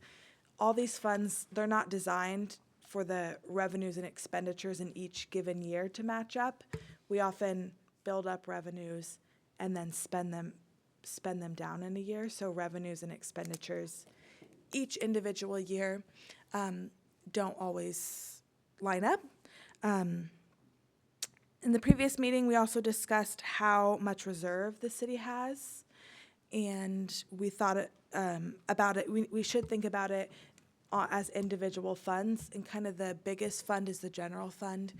And with this budget, we estimated that the reserve in the general fund at the end will be approximately 29% of total general fund expenditures, which is a good thing. The GFOA, the Government Finance Officers Association, recommends at least 16. So that is a healthy number. If you go to the next slide, Woody. Just wanted to highlight some of the changes from the previous read of the budget. We removed the 1% property tax for 2025. Council made a motion to remove the Arts Commission line item for 2025 and 2026. So we did that. As previously discussed with the ARPA and special projects funds, we just made some adjustment based on those items as well. And then there's just been some minor adjustments in some of the other funds, but from council comments last time, we did provide a summary of the changes we made in each fund as a document as well as changes in between the last two readings. On the next slide, just wanted to point out here that we do include an FTE count. Although we provide all the detail in the FTE count, the real thing in there is that top portion and approving the total FTE count with the budget.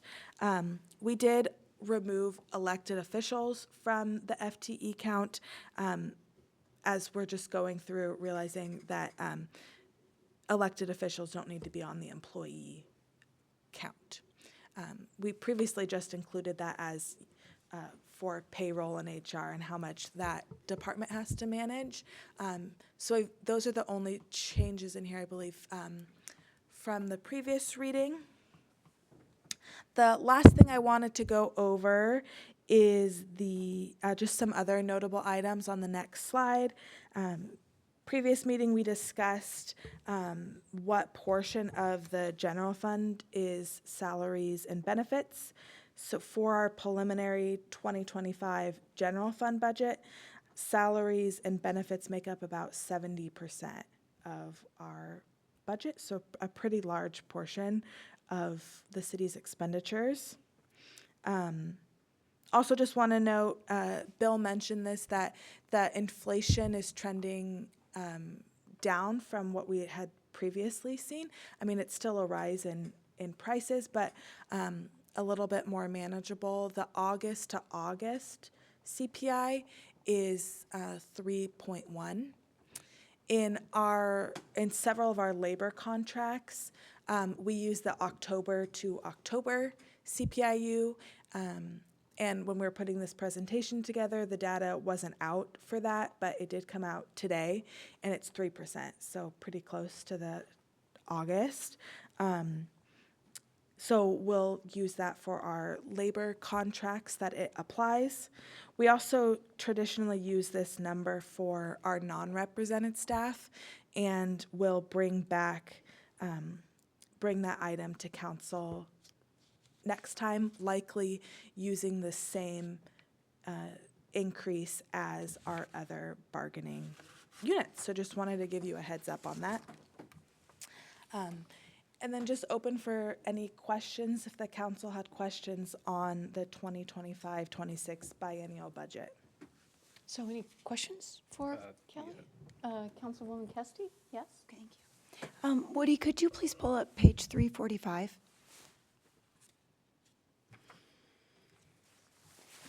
I was just curious because of the, maybe it's just verbiage that's there, but it didn't have like, say, 4-year term or whatever, but then underneath the mayor, it said part-time to full-time, and I didn't know why that verbiage was still there. So I was just curious because we didn't have ours time. That must have just been an omission. Okay, I was just curious. Yeah. Thank you. But we can correct that. Thank you. Anyone else? Yeah. Yeah. All right, so thanks for putting that together, Kelly. I noticed that one of the discrepancies that I noticed, or the difference that I noticed in line items for general fund from the 23rd till the 13th, we were showing a difference of 48,000. Is that showing the omission of the 1% property tax? That's correct. Okay, and then it goes to, okay. Perfect, that makes sense. And then another thing I wanted to take a look at is, do you have a way of taking out like object codes 10 through 29 to get rid of all the wages, salaries, and benefits? Just dump out that 70% so we can just see what's left over? Because we're obviously not touching any of the wages, salaries, or benefits, right? So if we could take a look at everything outside of those object codes and maybe take a look, because we have a reserve of 29% in the general fund. Like you said earlier, they like to see, at least 16%. So we're pretty good on that. I think we're pretty close on this budget. I mean, we're really close. We've gone over this quite a bit. I know you guys have a lot of time into it, and I've been reading spreadsheets like crazy the last month, so. Just to answer that first question. Yeah.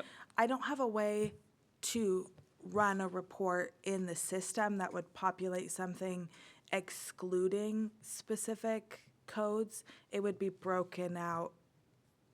You'd have to run multiple reports around those codes.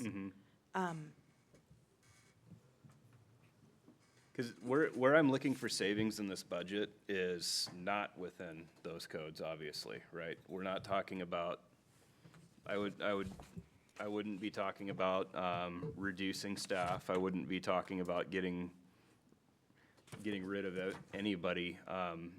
But what I'd like to see is reducing our operating budget by like 1.5% to 2%. And looking at the feasibility on that. Yeah, we did run some numbers. Let me find my page for that. Some other things to take into consideration with that is that although salaries and benefits are 70%, there are some other items in here, one of them being insurance, not insurance for, not medical insurance, but insurance on all of the city's property. That's a pretty significant expense to the city. Another big expense in the general fund is equipment replacement that we put money into our ER&R fund every year to budget for those large items. The biggest things in the general fund are really the fire department engines and ambulances, those things. So we put money aside for that. There's kind of a list of items that are difficult to make any changes for in the general fund. So in the general fund, there are court services. We can't do a lot with our court services, state audit fees. We previously talked about the defense and prosecution legal fees budgets. The indigent defense, yeah.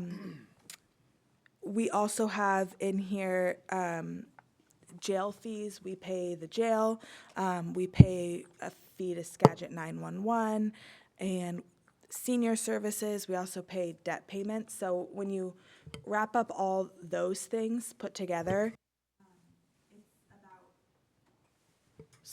it's about 88% of our general fund budget are things that, if you're going to say, we're not touching salaries and benefits and those things that we actually can't really change, that big list, it's about 88% of the general fund budget. So you're working with 12%. 12%, Okay. and that includes, that 12%, I would even say a lot of that is stuff that's hard to reduce as well. That's office supplies, postage, internet, IT, training, minor equipment, fuel, utilities, the water and electricity. So to get to 1% of overall reduction in the general fund, it would be challenging out of that 11%. The management team has gone through and reduced items where feasible.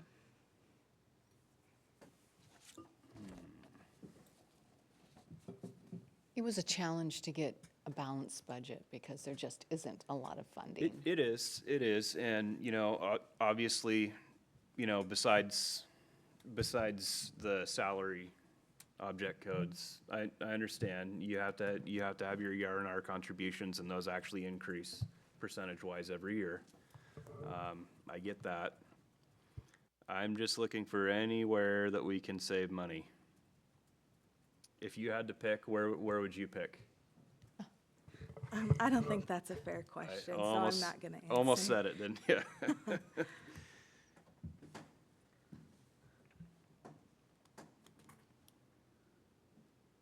Well, you are looking at a balanced budget. I guess the question is, do you want to move forward with it, or do you want to look at it for another 2 weeks and? I did have a question on the other side of the coin. Are we anticipating, I don't want to get into details for obvious reasons, that we've set aside enough for our legal-related insurance costs? I don't know if you know what I'm talking about, but maybe some litigation. I'm going to let Charlie answer that. Yeah, we do have a litigation budget under the city attorney. So we do have some money set aside there. A lot of our litigation expenses are handled by our insurance pool. So those are already paid for essentially through our insurance payments that we make each year. Okay. All right, I just wanted to make sure we're covered. Thank you. So if we brought this back in 2 weeks, we're having a meeting on Tuesday, the 26th, right, because of the holiday? Right, correct. All right, I'd like to take a little bit more time to go through this, and I'd like to have our full council here to vote on it, to pass it. I'd like for all of us to be here, and I'm pretty sure we all will be at that next meeting. Yeah, Councilman Lavaca's not here, and I'd like to pass a budget with the full council here. I mean, we're pretty close. I'm not disputing that. I'd just like to take a little bit more look at it, and I'd like to have all 7 council members here to vote on it, if anybody else would be in agreement. Councilman Burns? Is there anything that would cause harm to the city not getting the budget passed now? No. No.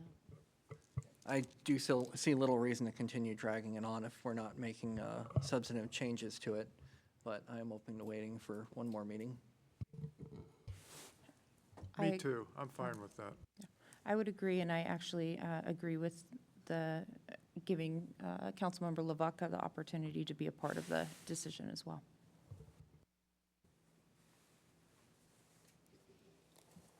Okay, it looks like the majority is in agreement, so we will move out of unfinished business and move into new business, the accessory dwelling units.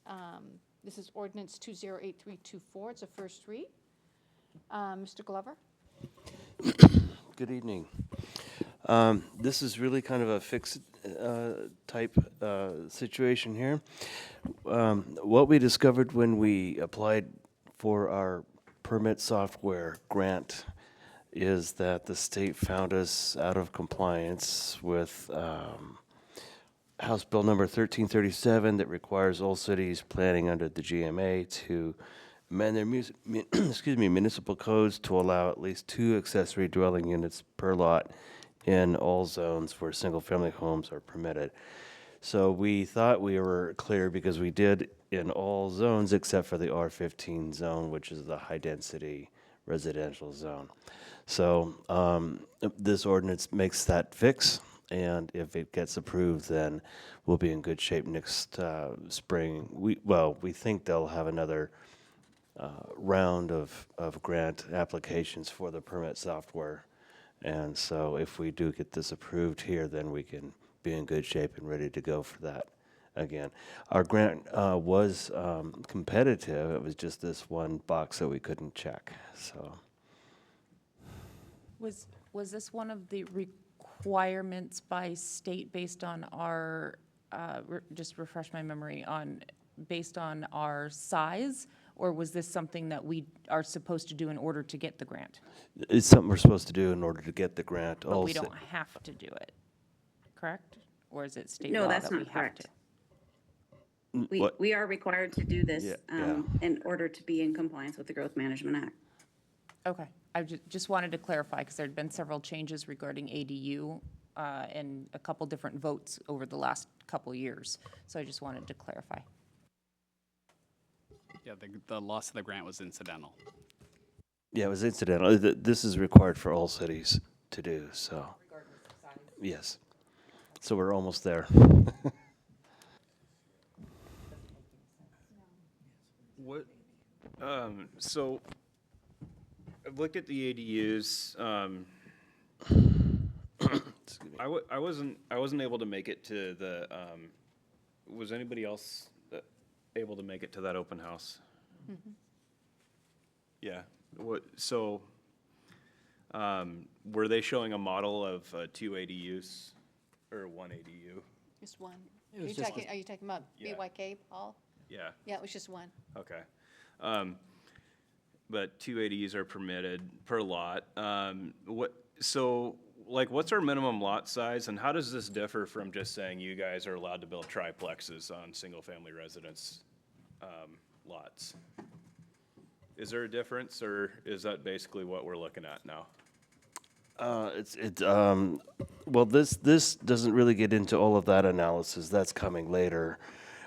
This one is simply just making our code compliance with House Bill 1337 that says we have to allow at least 2 ADUs on each residential lot.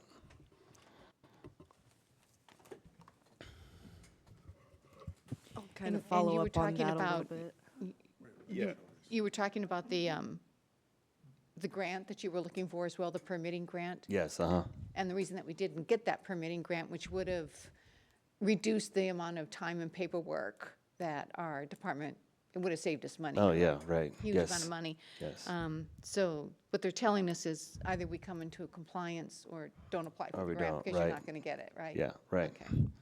We'll be looking at more in depth in terms of what Councilman Henderson's looking for in the future as we move through our comprehensive plan update on the housing, and we'll be diving into the ADU discussion at that time.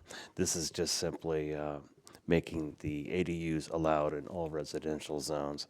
Okay. So we're not ignoring your question. We're just saying we're going to be coming back to you with all that information later. Well, that's probably a big discussion, too. It is, yeah. Had we applied for this before 1337 passed?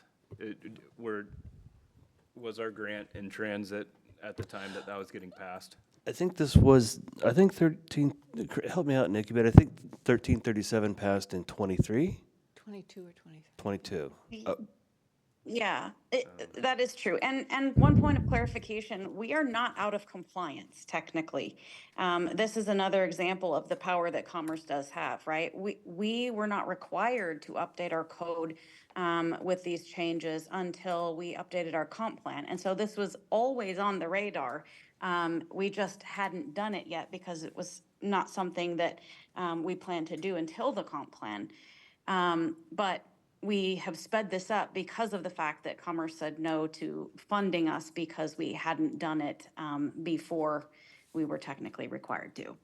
Okay.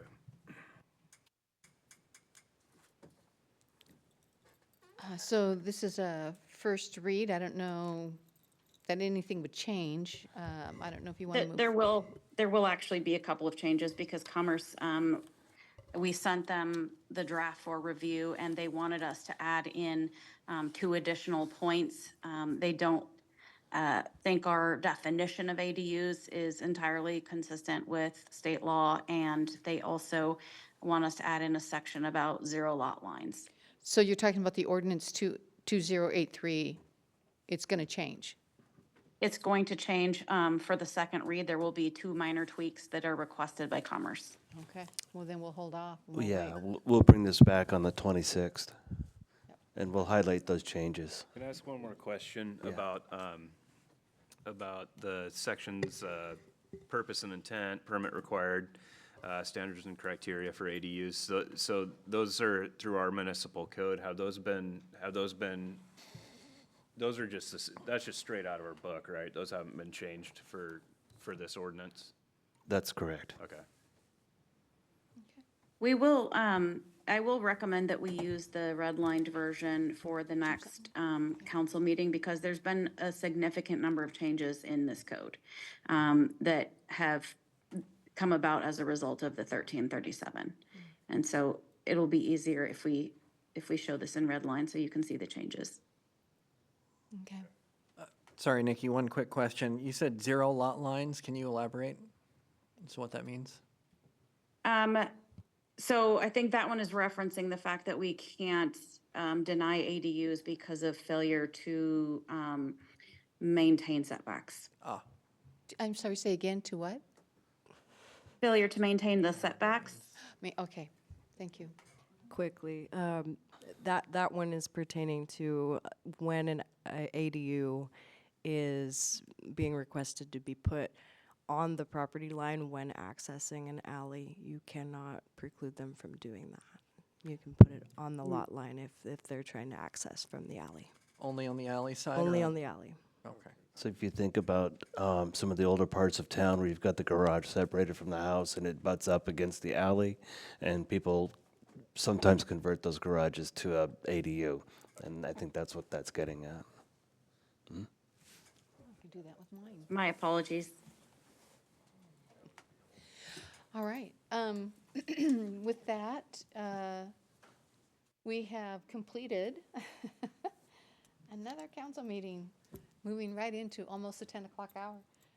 So I'm going to adjourn, but council, we do have a closed session to discuss a collective bargaining agreement before you take off.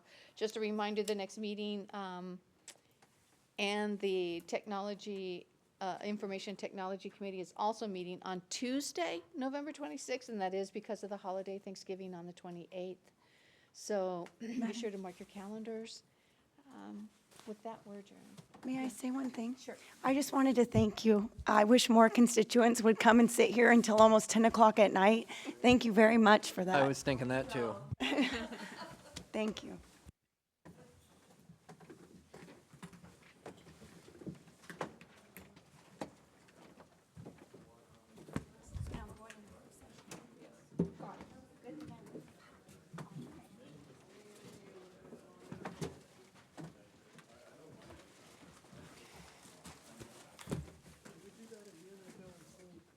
Long meeting.